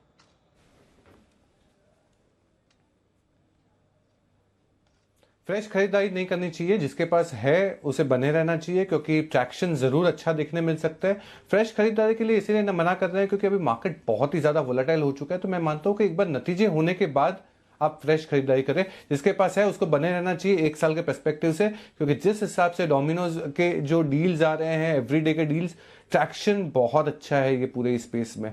ये QSR स्पेस बहुत अच्छा कर सकता है 6 से 12 महीने के लिए। ठीक है, खरीदा हुआ है तो होल्ड कर सकते हैं, नई खरीदारी जुबिलेंट फूड वर्क्स में नहीं करनी है। बजाज फाइनेंस को एक बार फिर से देख लेते हैं। रिजल्ट्स जब आए तो बहुत इसने ऊपर नीचे, मतलब ये 3-4% का मूव इसने दिया, 2-3% ऊपर 2-3% नीचे। अब फाइनली रिजल्ट्स को समझने के बाद, संभालने के बाद स्टॉक में एक्शन बन रहा है। कुणाल जी, आप 2510 के शायद लेवल की बात कर रहे थे कि उसके ऊपर निकलेगा, या 2520 आई गेस आपने बोला था कि उसके ऊपर निकलेगा तो खरीदना है, यही राय थी? बिल्कुल सही राय थी दीपाली। 2520 मुझे लगता था कि एक बड़ा रेजिस्टेंस है, और जैसे ही इस लेवल को इस काउंटर ने पार किया, इसमें एक डबल बॉटम पैटर्न कंफर्म हो गया जो कि इसके 60 मिनट चार्ट्स पर बना है। और इस पैटर्न के बदौलत मुझे लगता है कि अब इसमें एक बड़ी तेजी बनेगी। और जो पहले लेवल मैंने सुझाया था 2625 का, मुझे लगता है कि अब बजाज फाइनेंस उस लेवल की ओर बढ़ रहा है। इन स्तरों पर मेरी बाय की राय है, और 2520 के नीचे यानी कि 2510 के आसपास स्टॉप लॉस रखें। 2610-15 पहला लक्ष्य होगा। ये है राय। और देखिए, अब जिन जिन के नाम नहीं आए वो स्टॉक तेजी से भाग रहे हैं। 8% ऊपर अदानी पोर्ट है। आइबुल हाउसिंग फाइनेंस देखिए निचले समय से जो रिकवर हुआ है, तगड़ा वाला तो एकदम। सही समय पर मंदी की पोजीशंस कटवाई कुणाल जी ने भी, तभी कुणाल जी ने भी सही वक्त पे कहा। हम लगातार कह रहे थे अब मंदी काट ली। देखिए एकदम मीनार खड़ी होगी। इतनी बड़ी टावर तो आइबुल हाउसिंग भी नहीं बनाता जितनी बड़ी ये खड़ी हुई है। नहीं, आइबुल रियल एस्टेट बनाता, माफ कीजिए, आइबुल हाउसिंग तो हाउसिंग फाइनेंस के कारोबार में। लेकिन चलिए, बड़ी रिलीफ रैली है, स्टॉक पूरी की पूरी तरह से घूम गया। कहाँ 660 का लो है आज का? एक मिनट राजेश जी, 650 का लो है, 730 का है। वाह, ये है इंटरेस्टिंग। आइए, गोदरेज कंज्यूमर, जिसको राकेश जी प्यार से गोदरेज सीपी, गोदरेज द नहीं बोलते हैं, गोदरेज सीपी बोलते हैं। तो गोदरेज सीपी के रिजल्ट्स आ गए, लेकिन रिजल्ट्स में पढ़ूं उससे पहले फटाफट एक बार कुणाल जी आप जरा बता दीजिए, चार्ट तैयार कर लीजिए गोदरेज सीपी के। 2720 करोड़ आय का आंकड़ा है आपके सामने, मुनाफे का आंकड़ा मैं आपके सामने रख दूं जल्दी से। चार्ट तैयार है आपके कुणाल जी? ये बिल्कुल तैयार है अनिल जी, बताइए। देखिए, एक रेजिस्टेंस है 770 रुपए के आसपास रेजिस्टेंस है अनिल जी। जब तक 770 पार ना हो फ्यूचर्स में नई खरीद नहीं करनी चाहिए। मुझे लगता है कि 770 जब तक पार ना हो तब तक तेजी नहीं बनेगी। और नीचे की ओर मुझे लगता है पहला लेवल 750, और बाद में फिर हो सकता है 740 के लेवल्स भी आपको देखने को मिल सकते हैं इस काउंटर में। तो जब तक 770 पार ना हो, लॉन्ग पोजीशन ना बनाए। 750 के नीचे ये खासा कमजोर हो जाएगा, और फिर मुझे लगता है कि और नीचे के लेवल्स आएंगे। तो 750, 770 ये दो लेवल्स हैं जिनको देखना है। ठीक है, 750 नीचे की तरफ, 770 ऊपर की तरफ, और इसी बीच में ये स्टॉक अभी कर रहा है ट्रेड। 2 रुपए के डिविडेंड का ऐलान किया है। आय का आंकड़ा आपको बताया गया है। मुनाफा हालांकि अनुमान से थोड़ा सा कम रहा है कंपनी का, और एबिटा में बहुत ज्यादा ग्रोथ नहीं दिखी है। 590 करोड़ से बढ़कर 609 करोड़ के आसपास आया, यानी 19 करोड़ की ग्रोथ कामकाजी मुनाफे में देखी गई है। मुनाफा आपको बता दें 424 करोड़ का कंपनी ने पोस्ट किया है। एक्सपेक्टेशन थी कि 477 करोड़ का मुनाफा कंपनी की ओर से आ सकता है, इसीलिए बहुत ज्यादा एक्शन है भी नहीं स्टॉक में। आप देखें बिल्कुल ये 757 के आसपास कारोबार कर रहा है, रेंज आपको मिले। लेकिन बजाज फाइनेंस, जिसका भी हम जिक्र कर भी रहे थे कुणाल जी से, अब इस स्टॉक में मजबूती और एक्सटेंड हुई है। 4%, 3.5-4% की मजबूती के साथ अभी दिन के हाई पॉइंट पर आ चुका है 2550 के नजदीक। तो ये स्टॉक से जहां पर अब एक्शन बन रहा है। बिल्कुल, तो कल के 2000 दे दी जाए। अच्छा, तैयार है? हाँ, बिल्कुल तैयार। मतलब 3:15 बजे के बाद ज्यादा बढ़िया है ये, मतलब 3-3:15 के बाद। हाँ, कल भी मेरे ख्याल से इसी टाइम दिए थे DHFL और IBA। आखिर में जाते जाते ना थोड़ा वो दिन भर का आइडिया अच्छा लगे, जल्दी से तो ठीक है, फटाफट से बिल्कुल बजाते हैं कल के 2000 का।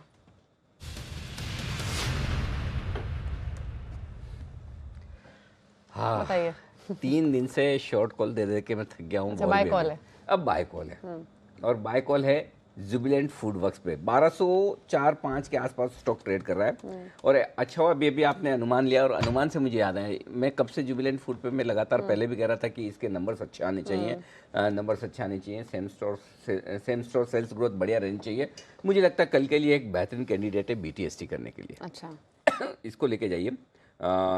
अब स्टॉप लॉस टारगेट क्या हो सकता है कल के लिए, वो तो कुणाल जी बता देंगे। लेकिन मुझे लगता है कि नंबर्स, सबसे बढ़िया बात है कि लोगों को नंबर्स अच्छे आने की उम्मीद ही नहीं है, और मुझे ऐसे ही स्टॉक चाहिए जिनकी उम्मीद कम हो। और टचवुड अभी तक तो ऐसा है कि कल के 2000 में एक भी स्टॉक गलत नहीं हुआ है। करेक्ट। कल IB हाउसिंग DHFL की बात की थी। हाँ, जब से शुरू किया तब से लगभग एक आध कोई हुआ हो तो मुझे याद है। हाँ, काफी सारे स्टॉक्स है, श्रीराम ट्रांसपोर्ट फाइनेंस। हाँ, तो कमोबेश कल के 2000 में अभी तक ठीक है। उस हिसाब से मुझे लगता है जुबिलेंट फूड वर्क्स कल के लिए परफेक्ट कैंडिडेट है। जिनको सिर्फ और सिर्फ BTST करनी है, आज लेके कल बेचना है, उनका भी पैसा बन जाएगा। और जिनको रिजल्ट के हिसाब से खरीदना है, उनके लिए भी कल ये एक अच्छा स्टॉक साबित हो सकता है जुबिलेंट फूड वर्क। बिल्कुल रिजल्ट्स पर हमारी ग्रिप है और हमें लगता है अच्छे रिजल्ट्स आने चाहिए। जो सेम सेल्स ग्रोथ के लिए जो बेस इफेक्ट है उसको लोग शायद कैलकुलेट नहीं कर रहे हैं, और उसको कैलकुलेट करके देखेंगे तो फिर आपको ग्रोथ अच्छी नजर आएगी जो उम्मीद कर रहे हैं लोग उससे। फटाफट से कुणाल जी, इसके अभी किससे लिए थे आपने लेवल? मैंने लेवल्स नहीं लिए थे, मैंने फंडामेंटल्स लिया था। तो बस कुणाल जी जल्दी से बता दीजिए लिमिटेड इंटरवेंशन। अनिल जी देखिए पहला बिल्कुल लिमिटेड इंटरवेंशन है अनिल जी। 1180 रुपए पर स्टॉप लॉस है, 1180 के नीचे कमजोर हो जाएगा। 1212 रुपए के ऊपर चार्ट्स पर ब्रेकआउट आएगा, अभी 1210 के आसपास चल रहा है। 1212 के ऊपर अगर आज क्लोज आता है तो मेरी राय में इसमें 1265 रुपए के लेवल्स आपको देखने को मिलेंगे। चार्ट पर अभी ब्रेकआउट आया नहीं है, लेकिन 1212 के ऊपर मुझे लगता है कि एक ब्रेकआउट आएगा। ठीक बात है। तो चलिए ये है आपके लिए राय जुबिलेंट फूड में 1212 के ऊपर। कल सुबह आप 1212 के ऊपर लेंगे, राइट? जी ठीक है। तो कुणाल जी के लिए कल खरीदने वाले, कल कॉल आएगा कुणाल जी के चार्ट पे। हमारा कॉल आज थोड़ा सा पहले है। ओके, आइए अब नितिन जी का पीसीआर देख लिया जाए, बजाते हैं बिल्कुल। ओके, नितिन जी है फोन लाइन पर? नितिन जी का नितिन जी बताइए, आप कोई अपडेट देना चाहते हैं अपने पीसीआर में? निखिल जी, एक तो बैंक ऑफ बड़ौदा जिसका स्टॉप लॉस हो गया है, रिजल्ट्स बाद में आएंगे पुट का, तो उसको एग्जिट कर लेना चाहिए, कैरी नहीं करना चाहिए, क्योंकि गैप अप ओपनिंग के चांसेस बन सकते हैं। किसके? दूसरा एक जी bank of Baroda gap up opening की पॉसिबिलिटी भी बन सकती है। डेटा उसमें काफी तेजी से पॉजिटिव हुए हैं। ओके, मतलब बैंक ऑफ बड़ौदा की गैप अप ओपनिंग करवा रहे हैं पूरे मार्केट की? नहीं, बैंक ऑफ बड़ौदा की जो पुट ऑप्शन थी वो एग्जिट करा रहा हूँ, क्योंकि अगर कुछ बाउंस आता है तो वो पुट्स में पूरे के पूरे पैसे चले जाएंगे। अभी क्या है कि आपको 2 रुपए के आसपास एग्जिट मिल सकता है। और दूसरा, एक्सिस बैंक की पुट में बहुत देर से कोशिश कर रहा हूँ एग्जिट कराने की, तो थोड़ा लेट हुआ, बट ये है कि एक्सिस बैंक की पुट से भी निकलना चाहिए। और थर्ड, HCL टेक की जो कॉल ऑप्शन है उसको कैरी करना चाहिए, वहां पे पॉजिटिव मोमेंटम कल बन सकता है। तो 3 जो ओपन कॉल थी, इसमें HCL टेक को हम कैरी करेंगे, एक्सिस बैंक और बैंक ऑफ बड़ौदा से एग्जिट करेंगे। एक्सिस बैंक और बैंक ऑफ बड़ौदा खत्म, बराबर है? ठीक है, दोनों बैंक बंद कर दो। ओके, मतलब स्टॉक्स में पोजीशन। और नहीं तो अभी हमारे एक्सिस के राजेश जी बैठे हैं ग्रुप कंपनी, राजेश जी बोले कि ये क्या कर रहे हो भाई?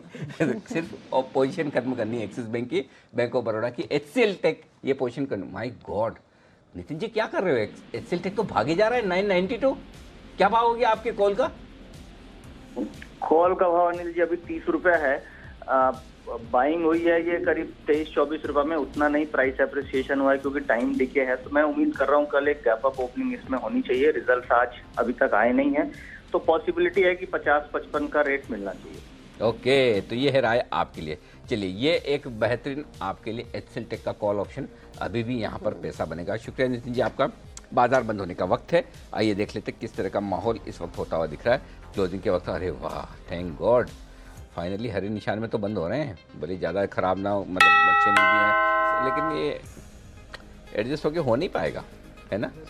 हाँ, एडजस्ट होके ऊपर तो नहीं आया। 11,675 ये वो आखिरी मिनट में छुआ है वो लेवल निफ्टी का। और एक्चुअली देखा जाए तो 11,700 का जो स्टॉप लॉस का लेवल था उसके नीचे ही रहा है, और 26,700 के लेवल के नीचे रहा। कल चैलेंज होगा, देखना होगा, इंटरेस्टिंग होगा। कहाँ से आई ये बढ़त? वही जो कल पीटे थे आज बढ़े हैं, Adani port, India bulls housing और सन फार्मा। क्योंकि ये जो कोबरा पोस्ट को लेकर चर्चाएं चल रही थी, इन सब के भी नाम चल रहे थे। इसका आ सकता है ट्विटर पे, पता है क्या ट्विटर है? कोबरा उतना पॉइजनस नहीं था। हाँ नहीं, इसका ऐसा नहीं है। अगर आप अपना जहर 3-4 दिन पहले उगल दो तो मार्केट ये तो क्या है, मार्केट के लिए कुछ अनएक्सपेक्टेड हो तब झटका लगता है। अगर आप 3 दिन पहले कहें कि भाई प्रेस कॉन्फ्रेंस करेंगे तो मार्केट तैयार हो जाता है अपने आप, और जिन स्टॉक्स को एडजस्ट करना है ऊपर नीचे वो सब हो जाता है। आप खुद देखिए ना, इवन DHFL कौन सा ज्यादा गिरा है भाई? जब उन्होंने प्रेस कॉन्फ्रेंस उससे पहले 170 तो हो ही चुका था, तो ज्यादा तो वो भी नहीं गिरा। जाहिर सी बात है कि फिर आपके लिए पहले अगर पहले पता चले, आई डोंट नो, मतलब आमतौर पर हम लोग जब खबर करते हैं, कोई भी ब्रेकिंग न्यूज एक्सक्लूसिव होती है, तो हम तो आधा घंटा भी अपने हाथ में रखने से डरते हैं कि कोई दूसरे किसी और को पता चल जाए, कोई और चला देगा। जल्दी खबर आई तो चलाओ। 2-3 दिन खबर, 4 दिन रखना बड़ी बात है।